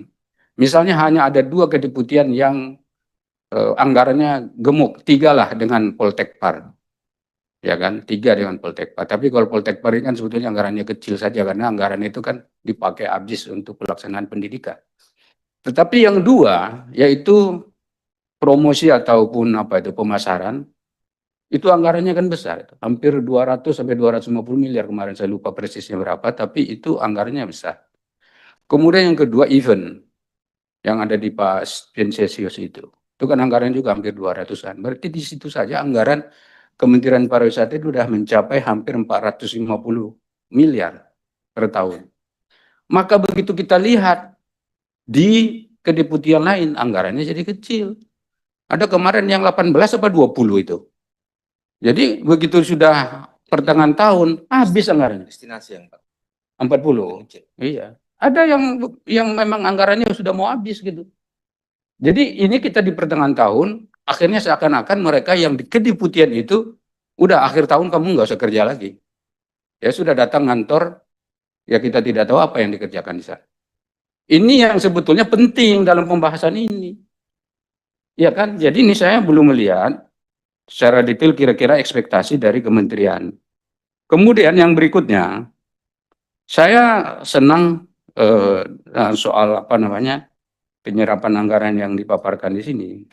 Cuman memang saya itu ingin melihat penyerapan anggaran itu harus berimbang dengan dampak yang memang ditimbulkan terhadap peningkatan pariwisata Indonesia. Saya mohon maaf, saya tidak mau membandingkan dengan para pejabat yang sebelumnya karena ini isu lagi menarik pula di DPR sekarang soal perbandingan-perbandingan ini. Tapi bukan membandingkan. Tetapi ada studi-studi yang sudah dilakukan bahwa pariwisata ini adalah satu sumber income negara yang sebetulnya sangat potensial untuk digali dalam rangka menaikkan pendapatan per kapita negara kita. Itu yang sebetulnya ingin kita dapatkan di sini. Sekali lagi, Komisi 7 ya berulang kali saya sampaikan, kemarin juga saya sampaikan, Itu adalah komisi di mana kita berjuang bersama-sama bagaimana kita bisa membantu pemerintah untuk mendapatkan penghasilan negara, terutama dari pariwisata. Kalau pariwisata kita ini naik, maka tentu income negara kita juga akan menjadi baik. Dan itu dirasakan bukan oleh pemerintah, tetapi justru oleh masyarakat penyedia sarana prasarana untuk pariwisata itu. Maka sebagai contoh, Ibu, ini ada kritik terbaru nih, Bu Menteri. Ini mudah-mudahan Ibu ngikutin juga berita-berita terkait itu. Ini sekarang, kemarin kan yang disoroti di Batam. Banyak orang dari Singapura dan juga Malaysia yang ke Batam itu untuk belanja wisata. Wisata, belanja atau belanja wisata. Atau apalah namanya itu. Sekarang malah sudah ke Jakarta. Ya, sekarang isunya sudah pindah ke Jakarta. Besok lusa mungkin ke Bandung, kemana gitu. Yang mereka lakukan apa adalah ya menikmati kenaikan harga selisih kurs. Ya kan, sekarang kalau nggak salah ini udah hampir 14 ribuan ini ya. Dia kan sudah mendekati lah 14 ribu. $1 Singapura, saya dengar begitu. Nah, kalau itu terjadi, sekarang pertanyaannya, itu kan menggembirakan sebetulnya Ibu Menteri. Menggembirakan ya. Kenapa? Karena pedagang-pedagang kita itu barang dia laku, banyak pula habis, orang beli belanja banyak. Tetapi pada sisi yang lain, ini kan belum tentu menggembirakan untuk tatanan ekonomi kita secara fundamental. Kan berarti kita ini di mana posisinya? Apakah kita senang mereka datang untuk apa namanya wisata dan juga belanja, atau kita mempertahankan ini? Bagaimana supaya fondasi ekonomi kita makin kuat? Kalaupun misalnya kita mau berdiri di tengah, bagaimana posisi Indonesia di situ? Bagaimana cara mengatasinya itu? Karena pasti ada apa namanya positif negatif daripada Indonesia pada posisi yang seperti itu. Maka ini saya minta ini yang soal anggaran kita ini udah habis berapa persen ini, berarti realisasinya kan 48,58%, Bu ya. Yang halaman 10 ini loh. Tadi saya lihat waktu Ibu paparan, saya lihat, saya dengar, silakan baca sendiri juga kan. Yang halaman 10 kan realisasi fisiknya kan 48,58. Betul kan? Yang sudah dibayar 34,26. Berarti masih ada yang sedang finishing istilahnya itu. Nanti kalau sudah selesai baru bayar semua gitu kan. Tapi sebetulnya yang sudah ditenderkan kalau bahasa pemerintah itu kan sudah 48,58%. Nah, yang 48,58% ini itu yang sebetulnya kami juga ingin tahu. Oh, ini dampaknya bagi peningkatan kualitas pariwisata kita itu seperti apa? Karena kami senang, Ibu kan kunjungan kemana-mana itu sampai ke Danau Toba, ke tempat kampungnya Bang Lamhon, nggak diajak beliau ke sana kemarin, justru yang diajak saya. Ya kan, ada Pak itu Bane Raja Manalu, orang situ tuh Bu. Ya dekat-dekat situ, dia kalau mandi juga ke situ kalau pagi-pagi zaman dulu. Ya kan, nggak diajak kayaknya, saya nggak tahu. Itu ada Bang Ustadz Tifatul Sembiring juga orang sana itu. Iya kan, jadi banyak orang Medan di sini nggak diajak. Tapi itu bagus saja itu sebetulnya. Ya kan, kunjungan-kunjungan itu kami senang. Ibu terus ke Sumatera Barat, pakai baju-baju ini segala macam. Saya nggak tahu kenapa kalau itu postingan Ibu langsung masuk aja gitu handphone saya tuh. Iya, padahal saya nggak cari-cari tuh, heran saya.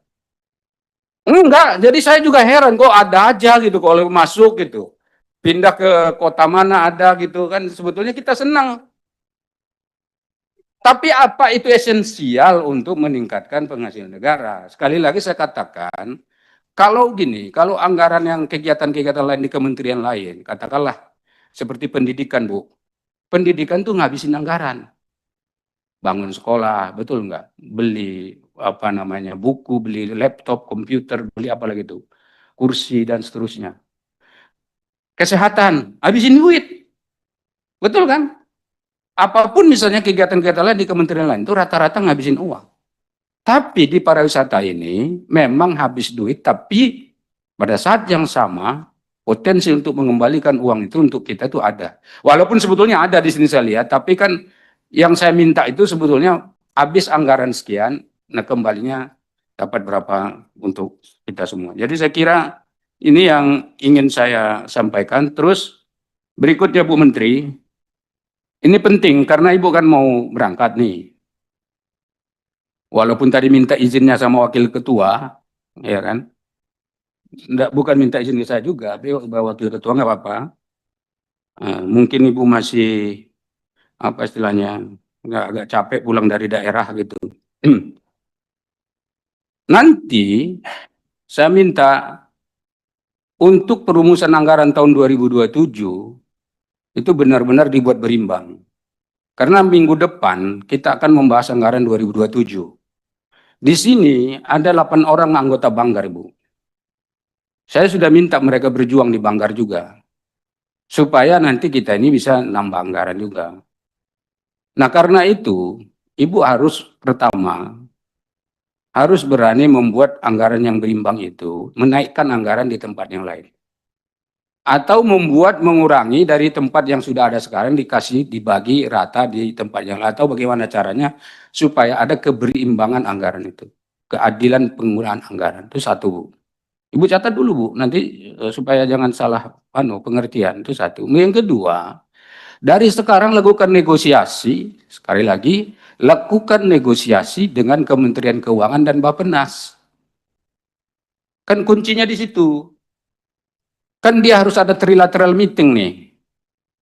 Jadi yang mana yang menurut Ibu menjadi concern kita tahun 2027 sesuai dengan arahan dan juga bagaimana harapan aspirasi masyarakat, Ibu sampaikan. Kan bukan ngada-ngada.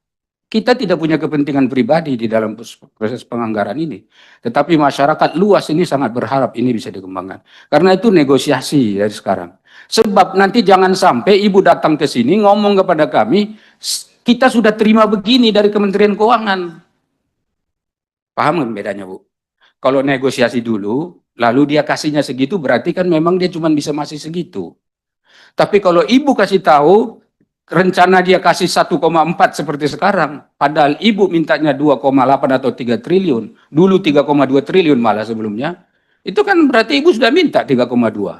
Tahu-tahu dia kasih kita 2,5 kan masih lumayan. Atau dia tidak mau kasih, nah itu berarti kalau dia tidak mau kasih, berarti nanti diskusinya di sini sudah berbeda. Gitu loh, Bu. Bisa dipahami ya, Bu ya.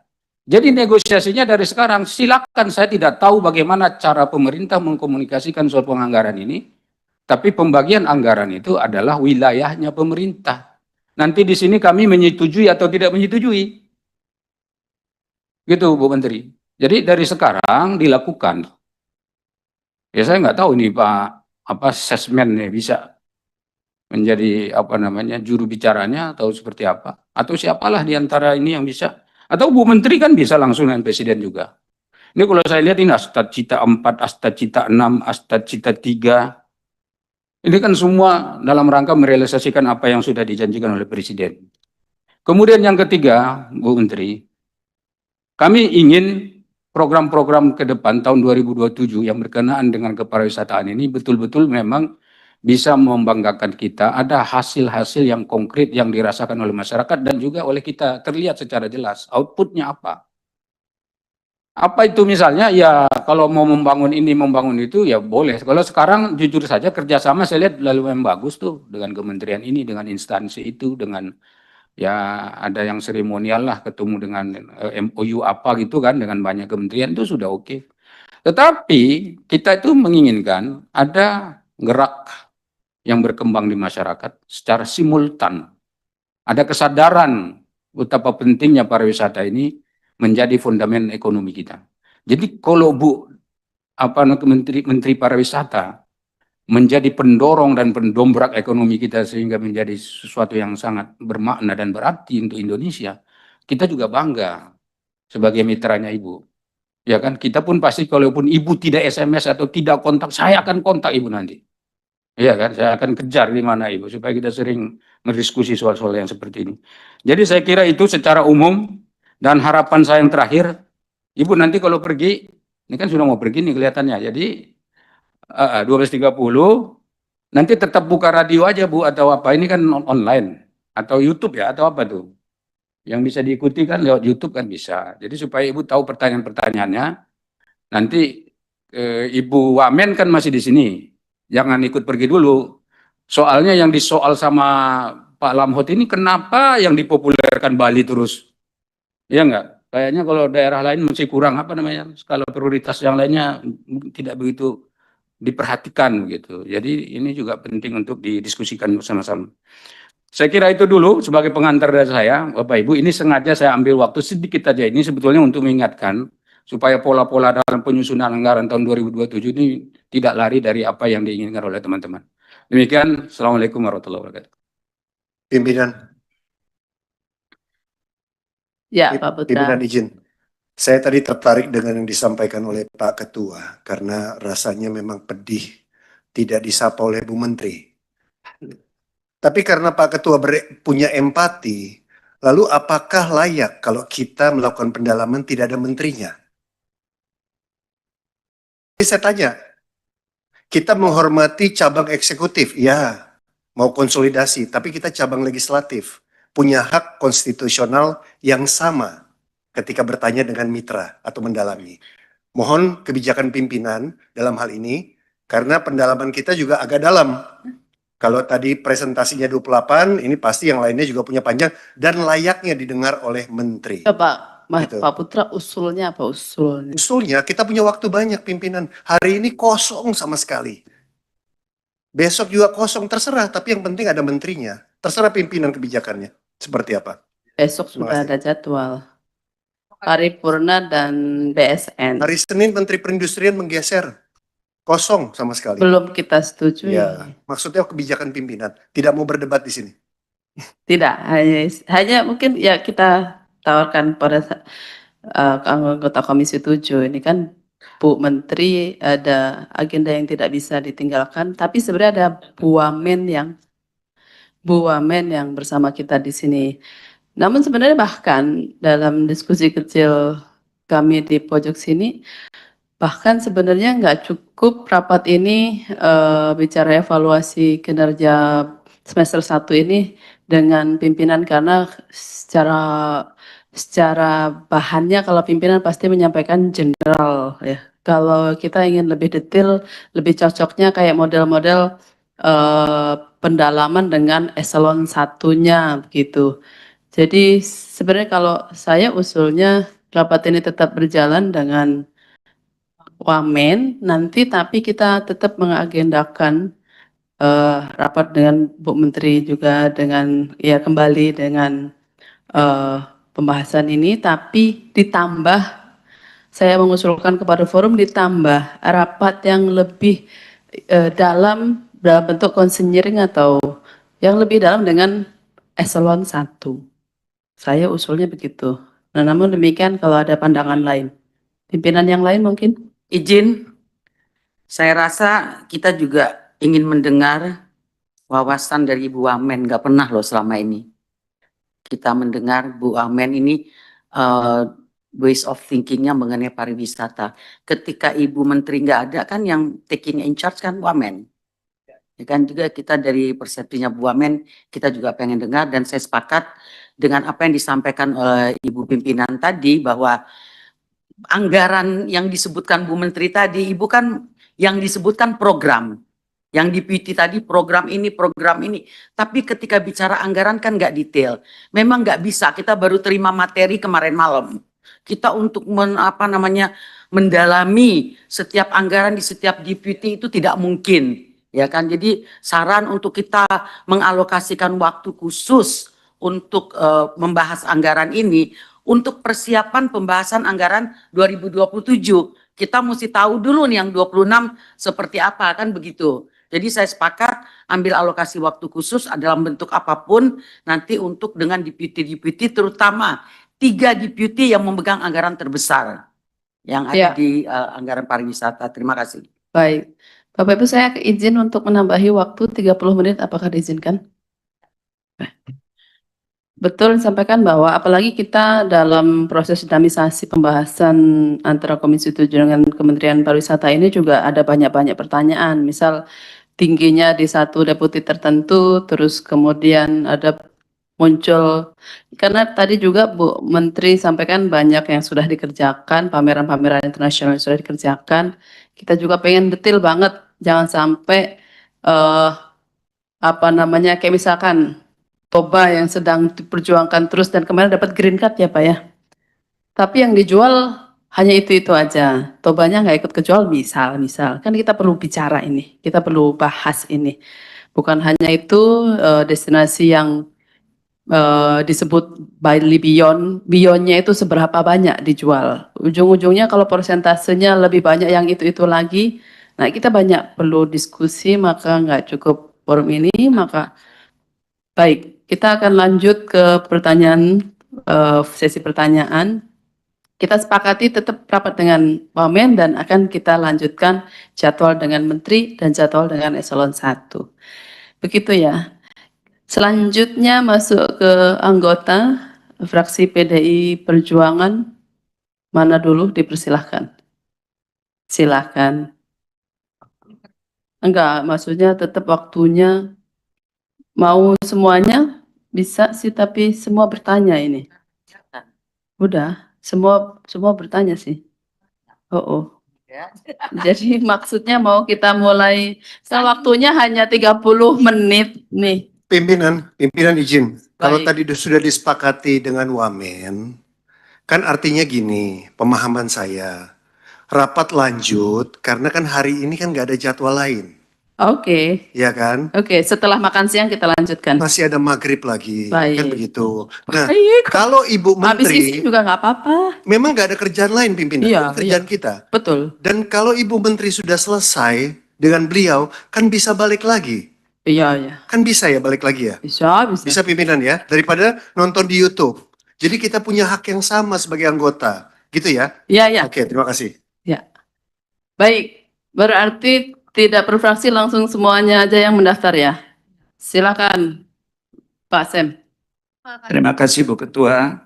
Selamat pagi teman-teman Komisi 7, selamat pagi Bu Menteri, Bu Wamen, dan seluruh jajaran. Bu Menteri, pertama terima kasih untuk paparannya yang menurut saya jauh lebih komprehensif dari paparan sebelumnya. Pertanyaan saya sifatnya sangat teknis Bu Menteri, dan ini mungkin nanti para deputi yang bisa menjawab.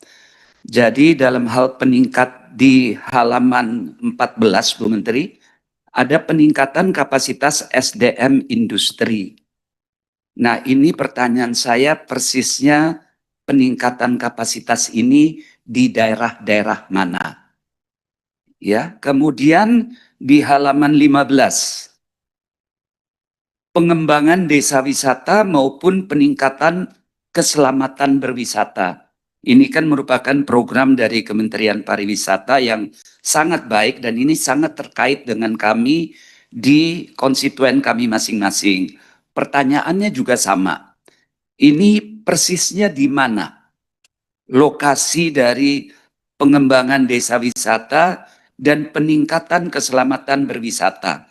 Di sini ada tertulis capaian 5 lokasi dan lain-lainnya. Yang berikut, di sini ada tugas pembantuan untuk 38 provinsi, rencana dan realisasi di halaman 22. Ini juga sifatnya teknis. Bagaimana kami di daerah masing-masing untuk bisa mendapatkan dukungan pembantuan untuk berbagai provinsi dan rencana realisasi. Jadi ini persisnya bagaimana ke siapa kami bisa mengetahui dan mengajukan. Dan yang terakhir Bu Menteri, di sini juga menyangkut halaman 27, insentif di sektor pariwisata. Di sini tertulis diskon transportasi, angkutan udara, kereta api, angkutan laut, angkutan penyeberangan, tol di momen Nataru, Nyepi, Lebaran, dan libur sekolah. Yang kita akan hadapi ini adalah masalah libur sekolah. Nah, ini juga persisnya bagaimana kami di daerah masing-masing bisa berakses terhadap insentif di sektor pariwisata ini. Itu mungkin dari saya Bu Menteri. Terima kasih. Makasih Ketua. Terima kasih Pak Sem. Selanjutnya masih dari fraksi PDI Perjuangan Bapak Bani Raja Manalo. Dipersilahkan. Ini ke sayap kiri terus.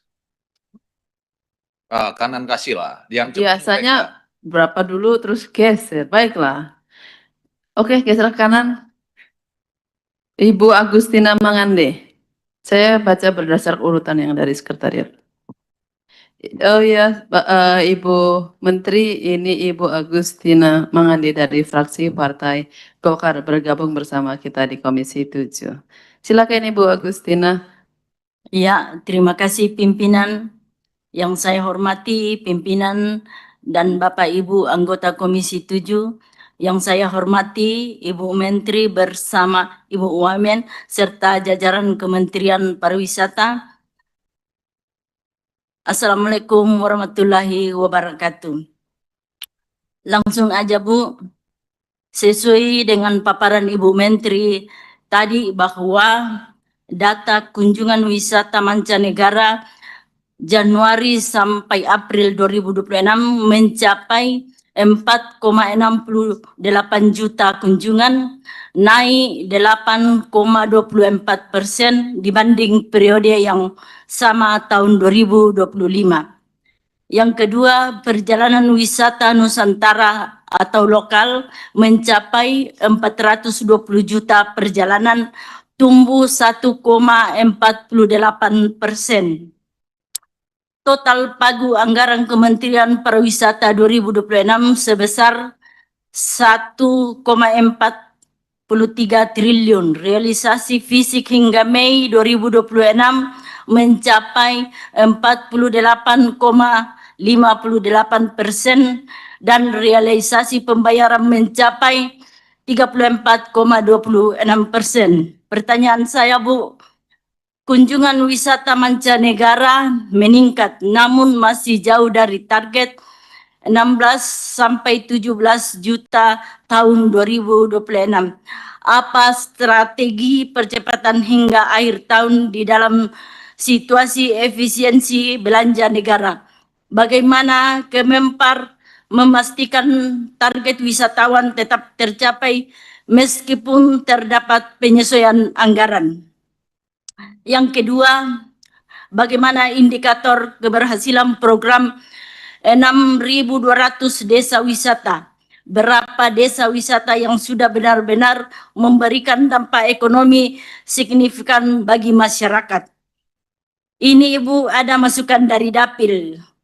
Kabupaten Tanah Toraja dan Toraja Utara selama bertahun-tahun dikenal sebagai ikon wisata budaya Indonesia. Namun kunjungan wisata belum signifikan karena adanya kendala utama. Yang pertama, kurangnya SDM profesional. Yang kedua, keterbatasan fasilitas umum dan amenitas.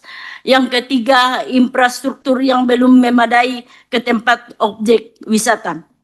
Jadi masukan saya Ibu Menteri, tolong ditengok-tengok juga Toraja karena Toraja tidak kalah dengan Bali dan Labuan Bajo destinasi wisatanya. Jadi harapan saya Ibu Menteri diprioritaskan juga Toraja untuk program yang jelas untuk mampu meningkatkan kunjungan wisatawan yang dapat berdampak pada pelaku ekonomi UMKM di Toraja. Mungkin itu saja dari saya. Terima kasih. Wassalamualaikum warahmatullahi wabarakatuh. Waalaikumsalam warahmatullahi wabarakatuh. Terima kasih. Kita ke sayap kiri, Bapak Bani Raja Manalo. Silakan. Ya, terima kasih pimpinan. Selamat pagi, jelang siang Bu Menteri. Oh, sudah selamat siang. Sudah jam 12 ternyata. Selamat siang Bu Menteri dan jajarannya. Pertama saya mengucapkan terima kasih dulu nih, sering ke Danau Toba. Mempromosikan Danau Toba. Meski saya tetap salut juga sih, judulnya dalam itu pelesiran. Sementara kalau orang DPR pelesiran pakai uang pribadi aja diprotes. Orang gitu, Menteri pelesiran nggak ada yang protes, hebat juga tim komunikasinya. Tapi saya tetap apresiasi dan saya support apa yang dilakukan oleh kementerian dan saya baca apa yang dipaparkan ini dan kemudian saya bandingkan dengan data yang ada dari eksternal, saya apresiasi dengan baseline yang sudah bagus. Capaian di kuartal pertama bagus, meski saya tetap menagih nanti yang di rapat kita terakhir, yang short haul, boleh didetailkan datanya, berapa dari Malaysia, Singapura, Thailand yang masuk ke Indonesia, karena itu program yang dilakukan oleh Kemenpar untuk melakukan shifting ke short haul. Lalu kemudian saya lihat yang sudah bagus ini bisa dibuat lebih bagus lagi. Tadi pagi kapoksi saya ngasih RKP untuk saya baca. Lalu saya baca RKP untuk 2027 lampiran 2 di halaman 81 sampai 85 itu tentang pariwisata. Oh, saya surprise. Salah satu di RKP itu yang saya langsung lihat dapil saya dengan Pak Saleh dan Pak Lamhot itu soal Danau Toba. Ini coba sebentar saya bukakan dulu biar jangan salah. Ini di halaman 86 di RKP nanti 2027 saya bacakan ya. Percepatan pembangunan destinasi Danau Toba dengan mendorong daya saing ekonomi lokal berkelanjutan, lalu melakukan preservasi jalan, jembatan, konektivitas menuju Danau Toba, dan lain-lain. Detailnya ada di situ. Ini sesuatu yang sudah bolak-balik kita omongkan, kita rapatkan, dan kita nanti. Tapi saya mau tahu di 2026 detailnya yang sudah dilakukan apa, lalu proyeksi 2027 apa yang harus dilakukan, karena itu nanti soal besaran anggarannya. Kalau misalnya penguatan Danau Toba yang dipahami dengan misalnya Badan Otorita Danau Toba yang ada sekarang, maka itu tidak ada keberpihakan menurut saya, jika anggarannya tetap dengan angka yang sudah ada. Dan angka itu, 28 miliar, itu habis untuk gaji. Selebihnya tidak ada untuk yang namanya preservasi jalan, melakukan event, segala macam. Saya mau tagih juga, event apa yang mau dibuat di Danau Toba kalau bicara soal bahwa ada keberpihakan dengan Danau Toba. Dan terlebih, Danau Toba BODT Perpres itu sudah 10 tahun di Juni ini, bersamaan dengan berakhirnya juga jabatan Dirut BPODT, dengan RKP yang dibuat oleh pemerintah, dengan tujuan mendatangkan banyak investor. Saya harap yang duduk di sana adalah orang yang punya jejaring. Bukan orang yang sekedar duduk, lalu mendapat gaji bulanan, kira-kira seperti itu. Jadi orang yang bisa mendatangkan investor, lalu bagaimana untuk memajukan destinasi Danau Toba. Lalu kalau tadi Pak Saleh mengatakan soal banyaknya wisatawan datang ke sini karena kurs mereka lebih baik, saya melihat itu dari sisi yang lebih positif malah. Kayak yang dilakukan Jepang saat yen hancur, mereka malah membuat destinasi wisata menjadi sumber pendapatan negaranya. Dan kita tahu 2025 yang lalu mereka itu menghasilkan 1.000 triliun dari inbound wisatawan di Jepang. Nah, bagaimana caranya mitra kami ini bisa juga berbuat yang sama? Tentu ada soal anggaran nanti, tapi anggaran akan di-approve jika jelas program yang mau diterapkan oleh kementerian. Maka saya mau tagih dalam proyek strategis nasional yang KSPN yang dibuat oleh pemerintah sendiri, apa yang detailnya, lalu apa yang sudah dicapai. Maka saya sepakat ini tidak cukup hanya rapat 2 jam. Rapat kita harus lebih detail dari ini, karena masing-masing ini kayak Ibu yang tadi bicara, Toraja dia pengen juga. Kalau saya dari Danau Toba sana jelas diberlakukan Danau Toba adalah kawasan super prioritas, tapi saya tidak melihat ada super prioritas dalam anggaran. Jadi ini saya mau didetailkan, saya berharap nanti clear apa yang akan dilakukan di Danau Toba. Tapi please kalau misalnya tetap anggarannya cuma sekitar 28 miliar, yang kita bicarakan ini ya cuma bicara biasa aja, nggak ada apa-apanya nih. Keberpihakan anggaran itu yang penting.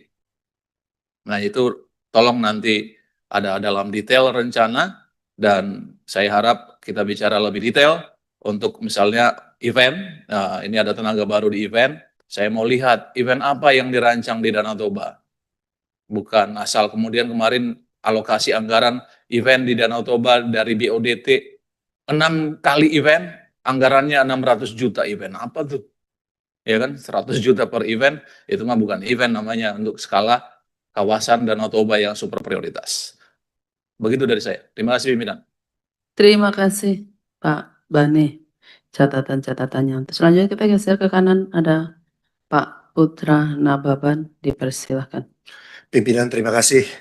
Assalamualaikum warahmatullahi wabarakatuh. Salam damai sejahtera untuk kita semuanya. Om Swastiastu, Namo Buddhaya, salam kebajikan. Saya pimpinan akan menggunakan waktu ini untuk betul-betul mengulas paparan, ya, based on paparan yang disampaikan oleh Saudara Menteri bersama dengan jajaran. Kalau kita lihat paparan ini dibagi 3, pertama di performa sektor pariwisata. Saya buka di slide 3 tentang pencapaian sektor pariwisata. Itu disampaikan bahwa kunjungan Wisman 4,68 juta dengan target 16 sampai 17 juta. Perjalanan Wisnusnya targetnya itu 1,18 miliar, devisanya 4, sekian miliar dan investasinya 25 triliun. Jadi kalau bacaan kritis saya, ini perlu juga didengar oleh teman-teman Bapak Ibu, saudara-saudara deputi semuanya. Slide ini sebenarnya menunjukkan keberhasilan mengenai indikator makro yang tampaknya ini, saya mohon maaf, ini excuse my French ya, ini ilusi Bu. Kenapa? Karena kalau kita lakukan stress test terhadap target tahunan, realisasi pariwisata hingga caturwulan pertama ini berada di bawah batas proporsional ideal 25-30%. Rendahnya pergerakan Wisnus baru 35% dari target, menunjukkan adanya pelemahan daya beli domestik atau kegagalan strategi diversifikasi destinasi non-premium. Tingginya angka investasi 25,34 triliun yang tumbuh plus 76,67% juga merupakan anomali karena tidak berbanding lurus dengan serapan tenaga kerja pariwisata yang stagnan.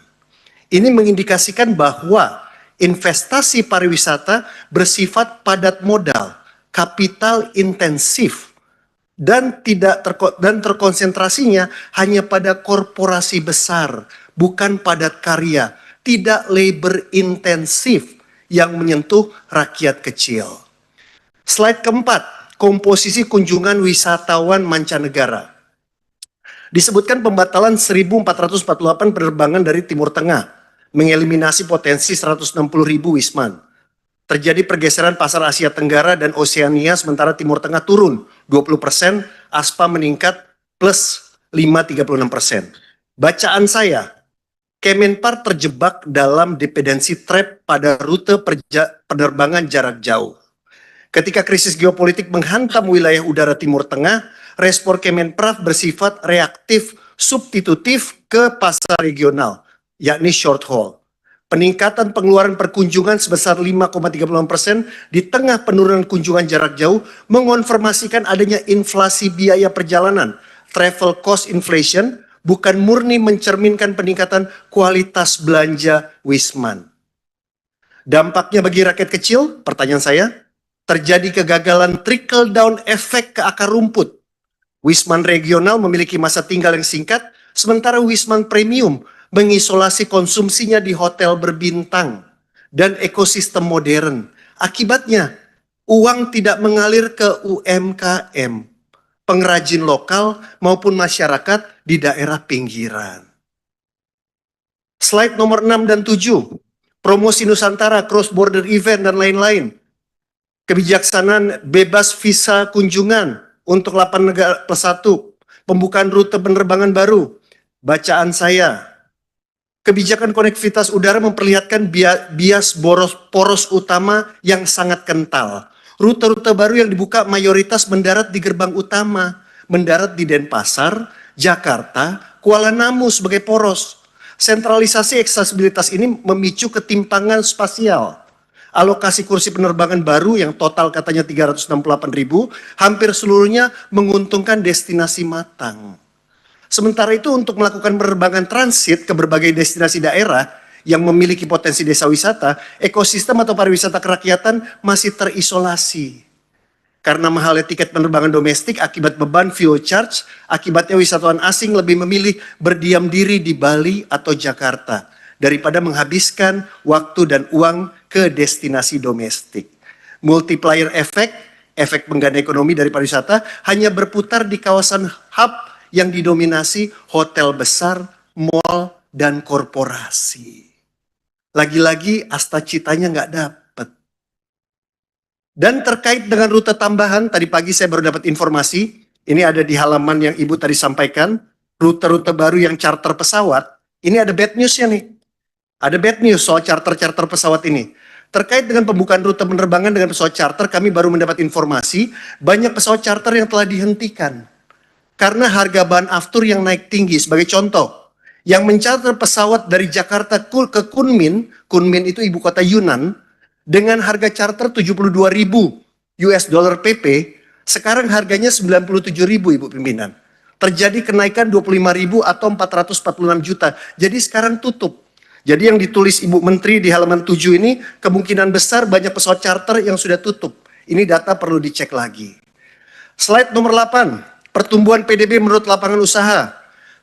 Sektor akomodasi dan makanan minuman tumbuh tinggi 13,14%. Total kontribusi 4 lapangan usaha terkait pariwisata menyumbang 1,11% terhadap pertumbuhan nasional. Bacaan saya, pertumbuhan dramatis 13,14% pada sektor akomodasi dan kuliner merupakan indikator semu keberpihakan rakyat.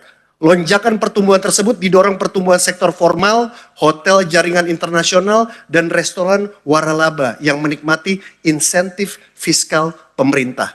Sementara itu, sektor pariwisata informal, konstituen kita, warung rakyat, pelaku kuliner, homestay swadaya, mengalami marginalisasi akibat inflasi bahan baku, pangan, dan energi.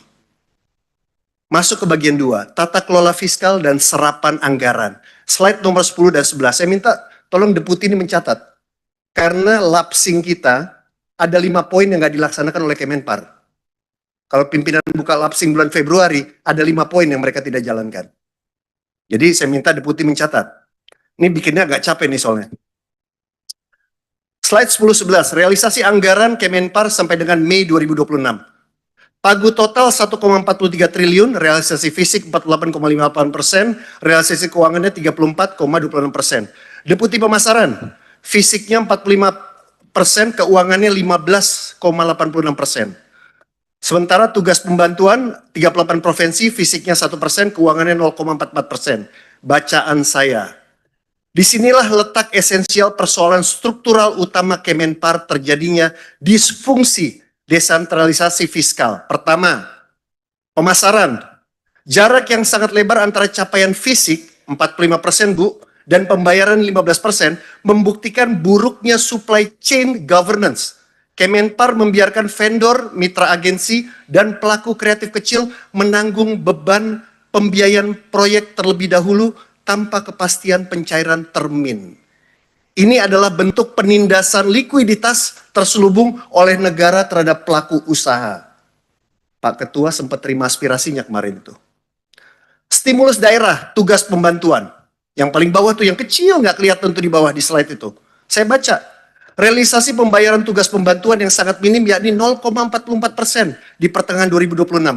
Membuktikan kegagalan Kemenpar dalam menyusun petunjuk teknis yang adaptif bagi daerah. Akibatnya, dana stimulus sebesar 470 juta per provinsi, di dapil Ibu Bapak sekalian, yang seharusnya mengalir langsung untuk program kerakyatan di daerah dan UMKM lokal tertahan secara administratif.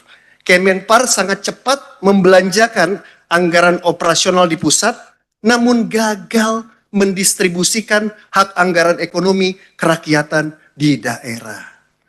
Ini dapil kita. Dan yang terakhir, kan Ibu 3 bagian, saya tanggapinnya 3 bagian. Terakhir saya nggak gitu, saya ditegur Pak Ketua kemarin, rapat kemarin. Bang Putra kok ngomong nggak sesuai slide, saya ngomong sesuai slide sekarang. Ya, sesuai slide, nggak ada yang lebih, nggak ada yang kurang, sesuai slide.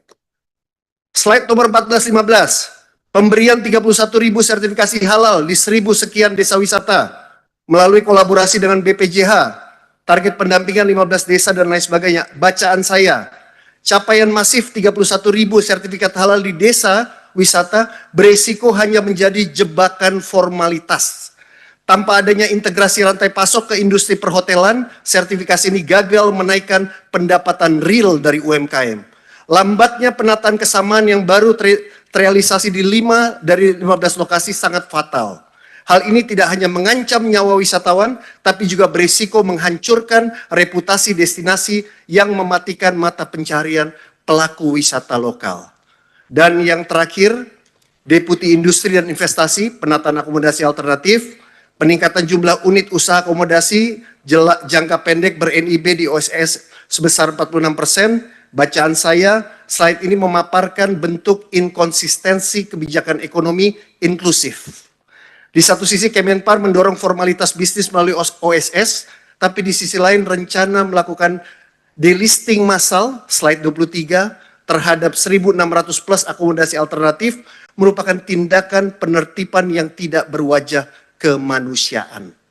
Rakyat kecil pemilik homestay lokal tidak memiliki kapasitas legal formal dan akses teknologi menghadapi kerumitan birokrasi OSS digital. Menghapus mereka dari platform OTA di tengah musim liburan sama saja dengan merampas hak hidup dan mematikan urat nadi ekonomi lokal demi kepatuhan regulasi yang menguntungkan jaringan hotel bermodal besar. Kita di sini bukan berpihak pada modal besar kan? Bukan, ya. Masih ada 2 sih Bu, masih panjang Bu. Ya, semuanya siap Bu, laksanakan. Slide 17-18. Deputi Pemasaran dan Pengembangan Penyelenggaraan yang mengatakan tentang realisasi karisma event Ken. Coba dibaca, bacaan saya. Secara metodologis, pelaporan kinerja event Kemenpar cacat substansi. Klaim pelibatan UMKM dan transaksi ekonomi yang bersumber dari laporan subjektif penyelenggara menunjukkan ketiadaan akuntabilitas dampak. Negara membelanjakan anggaran APBN tanpa mengetahui secara pasti apakah modal yang keluar menghasilkan net economic benefit bagi masyarakat sekitar. Atau justru menguap untuk membiayai event organizer besar. Yang ke-20, Satker Sektoral Poltekpar. Nah, terakhir Poltekpar. Bacaan saya, besarnya alokasi ini menjadikan Poltekpar sebagai instrumen belanja negara terbesar di sektor pariwisata. Namun investasi ₹0,5 triliun untuk mengelola 11.700 mahasiswa aktif ini memunculkan pertanyaan mendasar tentang return of investment sosial secara makro. Jika negara membelanjakan porsi fiskal sebesar ini untuk institusi vokasi, maka outputnya harus mampu mendisrupsi ketimpangan ekonomi kerakyatan, bukan sekedar memberikan subsidi biaya pelatihan SDM secara cuma-cuma bagi korporasi perhotelan multinasional yang beroperasi di Indonesia. Itu aja Ibu Ketua. Siap. Wah, lengkap. 20 poin, Besti. Kalau boleh dijawab, Boleh. ditanggapi Boleh. paparan ini. Saya akan Terima kasih minta- Bu Ketua, merdeka. Merdeka. Saya minta waktu kepada teman-teman. 12.30 sudah detik-detik habis. Apakah mau diperpanjang lagi 30 menit? Break dulu. 10 menit lagi. Enggak, kita pakai itu. Kita pakai itu. Mau tambah 10 menit? 10 menit ya? Baik. 12.40. Sebentar, Bu Ketua. Izin Bu Ketua. Ibu Menteri sebetulnya harus berangkat jam berapa? Jangan sampai terlambat nanti. Ini kan agak macet. 12.30 atau paling lambat 12.45 Bapak. 12.40 aja, Bu. 12.40. 12.40 ya? Oke, kalau gitu lanjut aja Bu Ketua kalau 12.45 kan. Baik. Sampai beliau ini nanti permisi ya sudah. Baik, kalau gitu kita tambah 15 menit, 12.45 ya, pakai jam yang itu. Terima kasih. Tapi saya sangat sepakat Pak Putra soal penginapan tadi. Hanya memang kalau bicara soal safety, soal standarisasi, ini kepentingan juga para penyelenggara penginapan rakyat ya. Itu juga kan tetap harus dinaikkan kelasnya. Jadi punishment-nya yang harus hati-hati, tetap proses yang dikerjakan oleh kementerian saya juga dukung banget. Karena kalau dibiarin gitu-gitu aja, nanti standarisasinya nggak dapet. Ini kan soal kualitas pariwisata kita.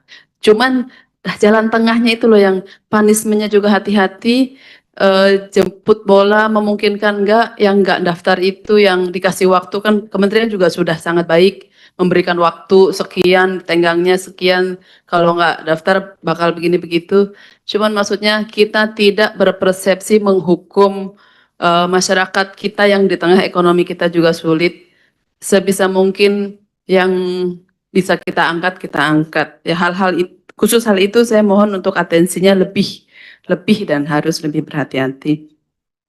Selanjutnya dari sayap kiri ada Ibu Novita Hardini, dipersilahkan. Terima kasih pimpinan. Assalamualaikum warahmatullahi wabarakatuh. Selamat pagi yang saya hormati di meja pimpinan, rekan-rekan anggota DPR RI dan juga seluruh jajaran Kementerian Pariwisata.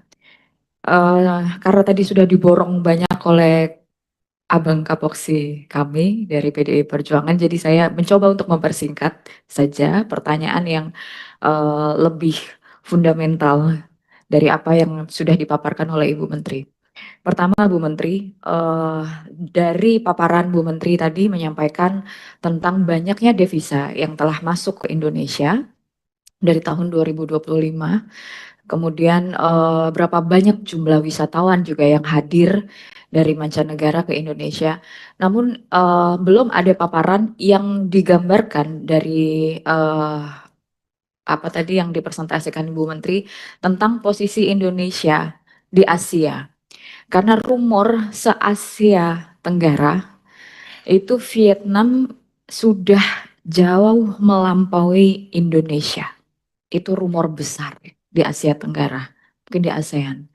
Nah, saya berharap dalam pertemuan berikutnya, apa yang disampaikan oleh Ibu Menteri itu juga perlu menyampaikan kondisi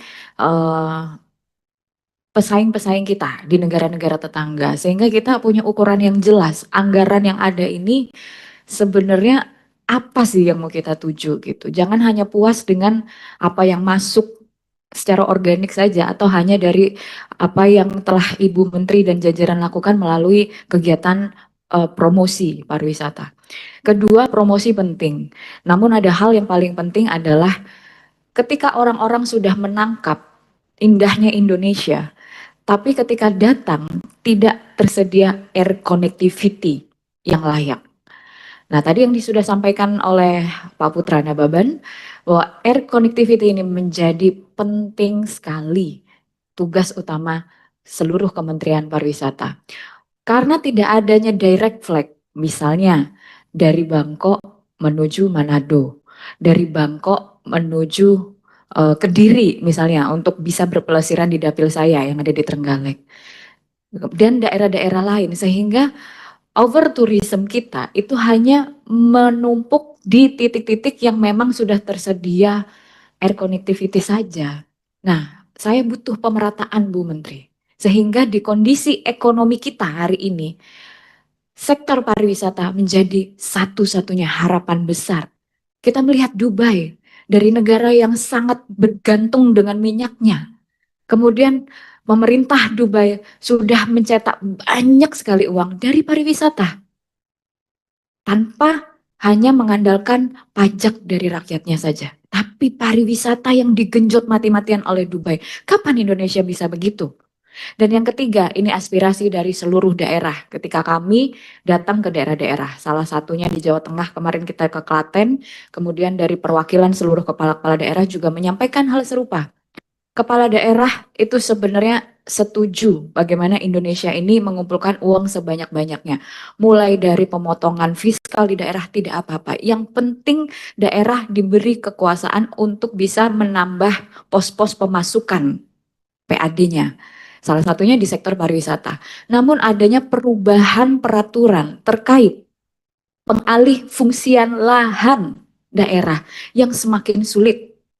Nah, ini peran pemerintah dalam hal ini Kementerian Pariwisata sudah sejauh mana? Sebelum peraturan ini ada, dulu sudah susah komunikasi dengan perhutani, misalnya jika itu lahannya lahan milik perhutani.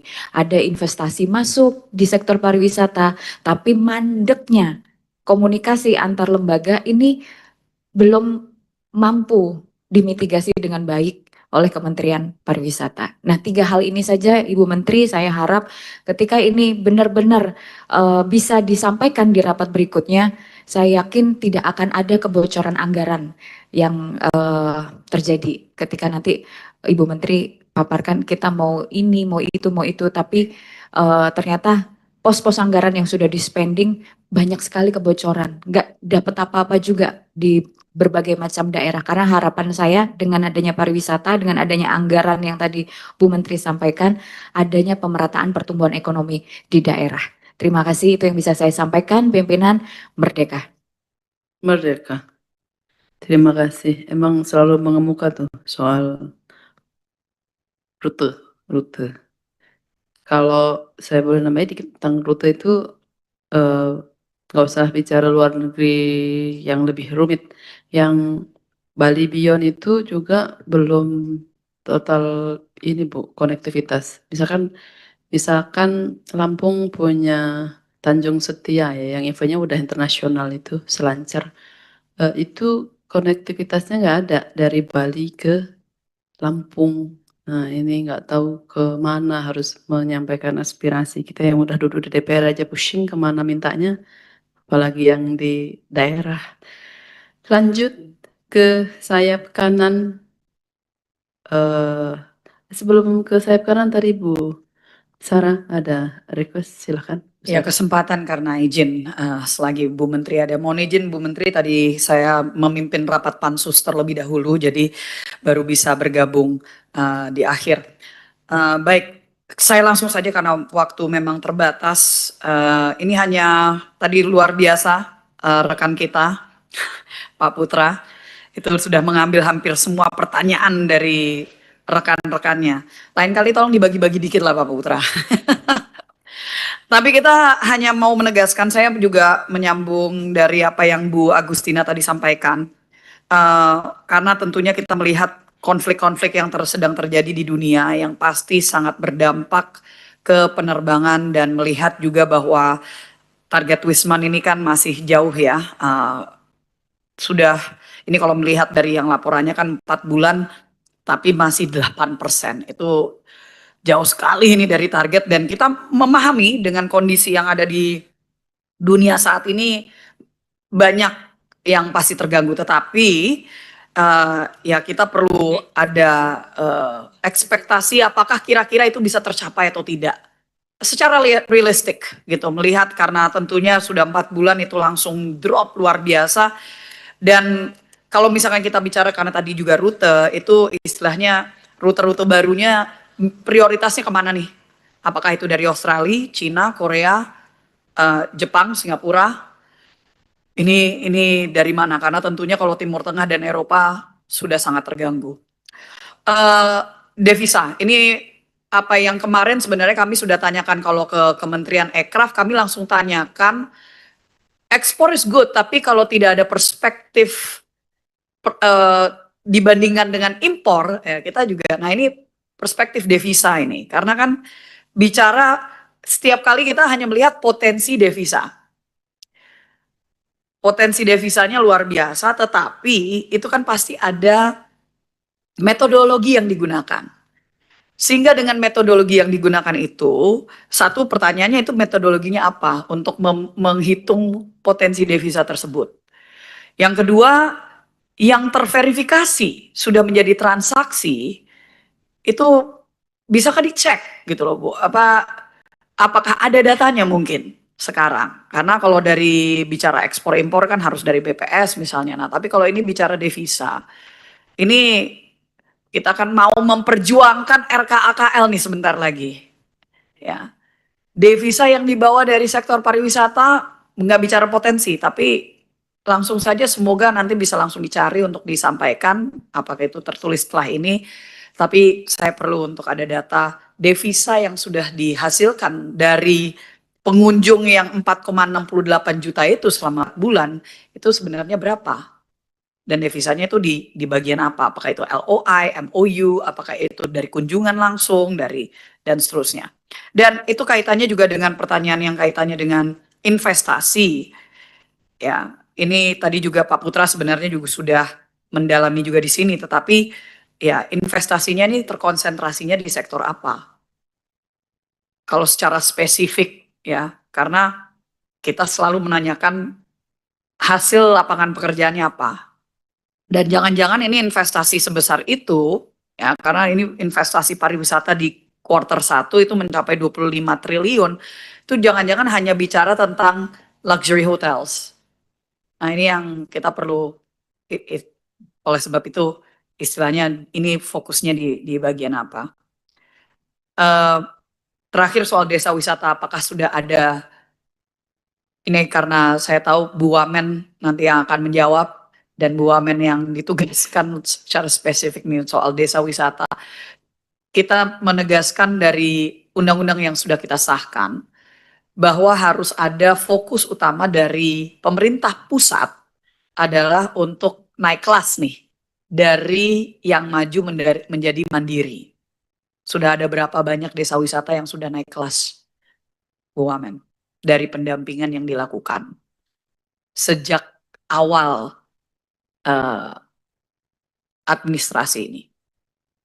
Dan dari kunjungan yang begitu banyaknya sudah dilakukan oleh Bu Menteri dan Bu Wamen dan seluruh jajaran, yang tadi kita lihat sudah ada sekian puluh provinsi, sudah ada sekian desa wisata, dan bahkan ada sertifikat halal yang dibagikan. Ada tidak before and after-nya? Maksudnya sebelum kunjungan, kondisinya seperti apa? Setelah kunjungan, apa perbaikannya? Dampak dari kunjungan-kunjungan tersebut dan pembagian sertifikat halal itu dampaknya apa secara real? Untuk pariwisata, benar meningkat tidak?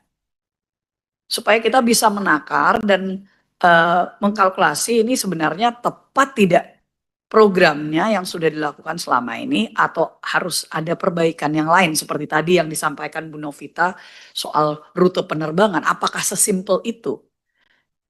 Nah itu yang jadi pertanyaan saya. Terima kasih Bu Ketua, saya serahkan kembali. Terima kasih Bu Menteri. Sebelum ke Kak Evita, saya sedikit saja. Bu Menteri, terima kasih paparannya sudah sangat sistematis, terus kita juga langsung dapat. Yang saya tunggu sebagai wakil dari daerah, pernah juga memimpin daerah, ini kehadiran di daerah.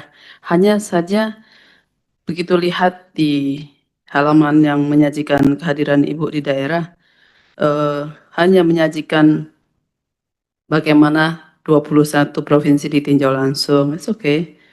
Terus pendampingan desa wisata dan 31.000 sertifikat halal.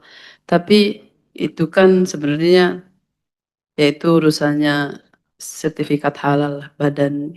Iya. Tapi yang dari kementerian sendiri itu sebenarnya untuk konkret something yang bisa disentuhnya itu relatif belum terasa di daerah. Bu, di daerah yang paling dibutuhkan oleh daerah itu adalah sesuatu yang konkret gitu loh. Bukan cuma dikunjungi, kalau dikunjungi juga bahkan buat daerah sebenarnya kadang-kadang di tengah situasi APBN ini pengencangan, pengetatan, kunjungan itu sebenarnya beban tersendiri sebenarnya kalau mau jujur buat daerah. Kalau itu bebannya pakai anggaran daerah gitu ya. Itu walaupun bahkan bebannya dari APBN pun kadang-kadang daerah juga ngos-ngosan kalau dikunjungi pusat. Kalau nggak ada oleh-oleh atau peninggalan, kehadiran di daerah itu ya hampir nggak ada bekasnya. Karena yang dibutuhkan bukan cuman peran kayak macam influencer itu. Jadi kayak desa kabupaten dengan desa wisata yang dibutuhkan ya sesuatu untuk nambahi pembangunan di desa wisata itu yang biar standarnya lebih baik. Bicara kebersihan saya kemarin musim Lebaran ini bantu support dana untuk bersih pantai lumayan karena mereka emang nggak mampu. Kalau nggak berserakan tuh sampahnya. Terus ya yang gitu-gitu perlu disupport. Seenggak-enggaknya mobil angkutan sampah dari kementerian untuk titik-titik urgent yang rame wisata desa. Seenggak-enggaknya dibangunin tempat pengelolaan sampah. Kalau bicara teori-teori doang wisata bersih, nggak ada konkret-konkretnya, susah deh. Jadi kita berharap kementerian ini kehadiran di daerah itu bukan cuman ala kadarnya begini, begitu lihat di udah yang anggaran kelihatan besar 470 juta per provinsi besar, begitu lihat capaiannya 0,44% udah bulan gini. Jauh banget, itu udah yang agak nafas buat daerah. Capaiannya 0,44. Yang lain-lain cuma dikunjungi atau dikasih sertifikat yang kata Pak Putra, itu cuma administrasi nanti jatuhnya. Kalau enggak ada sentuhan konkret. Jadi yang hari gini situasi sulit, yang dibutuhin adalah program konkret, sentuhan konkret, itu aja sih. Baik, ini berbagi dengan Bu Evita. Silakan Bu Evita. Baik, terima kasih Ibu Pimpinan, Ibu Menteri, Bu Wamen, dan jajaran yang saya hormati. Saya rasa sudah banyak tadi yang disampaikan oleh teman-teman. Pada umumnya saya monitor dari TV, Bu. Jadi pada dasarnya itu mereka lebih detail lagi mengenai anggaran dan capaian yang disajikan di presentasi Ibu. Seperti 4,68 juta itu market share-nya kemana aja. Kan itu belum ada. Ibu secara gelondongan saja menyebut bahwa kunjungan wisatawan itu 4,68. Berapa Bali, berapa Jakarta, berapa ini kan belum diberikan kepada kita. Mungkin pada pertemuan berikutnya ini bisa disampaikan. Saya hanya ingin mengangkat 3 hal, Bu Menteri, yang menurut saya ini sangat mendasar. Apapun anggaran yang disajikan, yang dipaparkan, yang di-spending, kita kan at the end-nya melihatnya output. Kalau Pak Ketua menyampaikannya dampaknya apa, kan begitu. Yang pertama adalah persoalan daya saing daripada pariwisata Indonesia. Kalau kita melihat negara-negara lain di kawasan aja Bu Menteri, itu periode yang sama nih, posisi Indonesia itu masih tertinggal cukup jauh. Jepang pada periode yang sama telah menerima lebih dari 14 juta wisatawan. Thailand sekitar 11 juta wisatawan. Dan Vietnam hampir 9 juta wisatawan. Sementara Indonesia masih berada di angka 4,68 juta wisatawan. Yang kita perlu cukup serius mengamati ini Bu Menteri, justru Vietnam. Beberapa tahun lalu posisi kita ini dengan Vietnam relatif ini sejajar, berimbang. Akan tetapi hari ini Vietnam itu melesat cukup jauh meninggalkan kita, Bu Menteri. Kita nggak tahu apakah ini karena mereka mempromosikan destinasi baru, ada Phuket, ada Da Nang, ada Quy Nhon, yang kalau saya lihat di media sosial itu sangat masif dijual di Indonesia dengan paket-paket murahnya. Itu mungkin yang menjadi mengapa Vietnam itu bisa meninggalkan kita begitu jauh. Yang kita tentunya harus bertanya nih Bu Menteri, apa sih yang menjadi hambatan utama sehingga kita ini Indonesia belum mampu berlari secepat negara-negara tersebut? Apakah persoalan tadi sudah diangkat sama teman-teman, persoalan konektivitas, masalah visa Bu Menteri juga sudah angkat, investasi, promosi, atau memang koordinasi lintas sektor yang belum optimal. Karena ketika kita bicara pengembangan pariwisata, pengembangan destinasi itu nggak bisa sektoral. Nggak bisa menjadi tanggung jawab Kementerian Pariwisata saja. Ini harus menjadi program strategis nasional mengenai pengembangan pariwisata ini. Karena kaitannya banyak sekali dengan KL-KL yang lain. Yang kedua yang ingin saya angkat adalah Bu Menteri, ketergantungan pariwisata Indonesia terhadap Bali itu masih sangat tinggi. Saya melihat Bu Menteri sebagian besar tadi dipaparkan Bu Menteri tambahan konektivitas internasional itu kan Bali dan Jakarta. Ya Bu Menteri ya, ada beberapa 1-2 Medan atau apa itu tiga daerah yang ada tambahannya. Pertanyaan saya kan sebenarnya itu destinasi prioritas kita ini kan banyak sebenarnya. Sederhana aja yang ingin saya tahu itu, setelah berbagai program investasi yang telah dilakukan, apa sih indikator yang dimiliki oleh Kementerian Pariwisata ini yang menunjukkan bahwa destinasi prioritas itu benar-benar berhasil mengurangi ketergantungan kita terhadap Bali. Kita sangat tergantung sekali, Bu Menteri. Jangan sampai kita menghadapi situasi yang sama nih, Bu Menteri. Kalau Bali batuk, pariwisata Indonesia ikut demam. Ya kan, kita kan ketika terjadi bom Bali, terjadi apa kan kita nyungsepnya kan banyak sekali. Nah, ini yang pengembangan pariwisata baru seperti yang dilakukan Vietnam ini sebenarnya kan untuk mengantisipasi hal-hal tersebut. Oleh karena itulah dibentuk, dirancang oleh pemerintah DPSP, destinasi prioritas, kan gitu Bu Menteri, DPSP ini. Karena bertahun-tahun yang namanya 45 sampai 50% wisatawan mancanegara kita ini terkonsentrasi di Bali.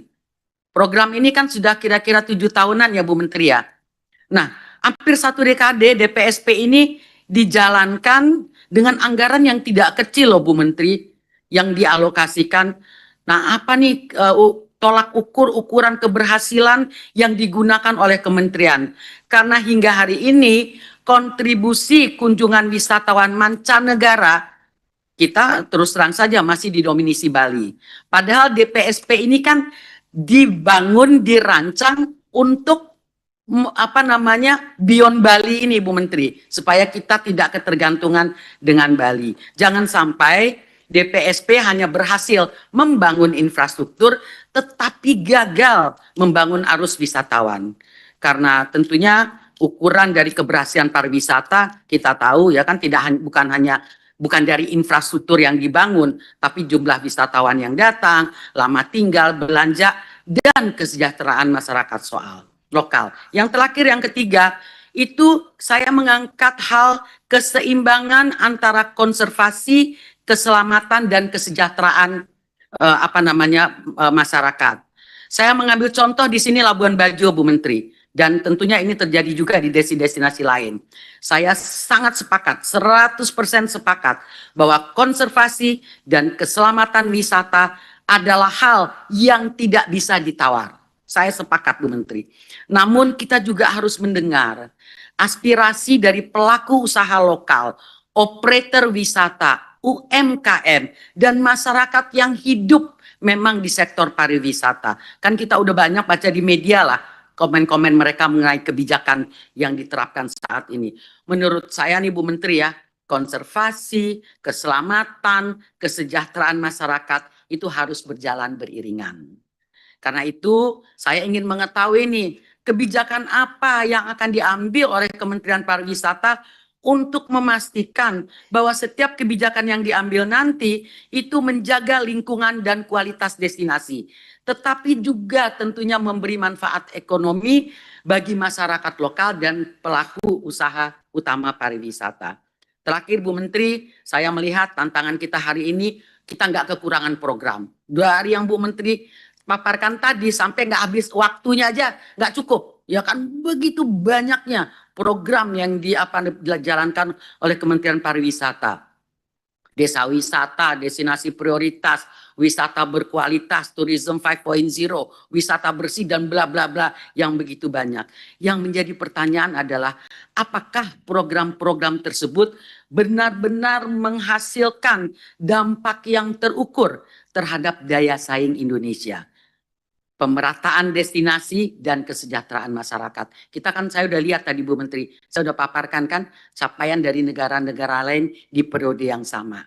Jadi kita mesti sama-sama, saya katakan ini tidak bisa dilakukan sektoral hanya kementerian saja, memang harus dijadikan program nasional. Kalau enggak Bu Menteri ya begini aja, kalau enggak ada pesawat gimana mau majukan pariwisata, kan begitu Bu Menteri. Kalau misalnya infrastrukturnya nggak dibangun, ya bagaimana mau maju? Jadi memang ini harus menjadi gerakan nasional, tidak bisa menjadi gerakan sektoral.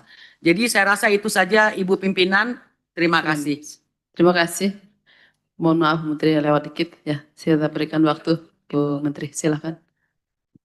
Bapak Ibu pimpinan, saya berterima kasih atas semua masukan dan dukungannya.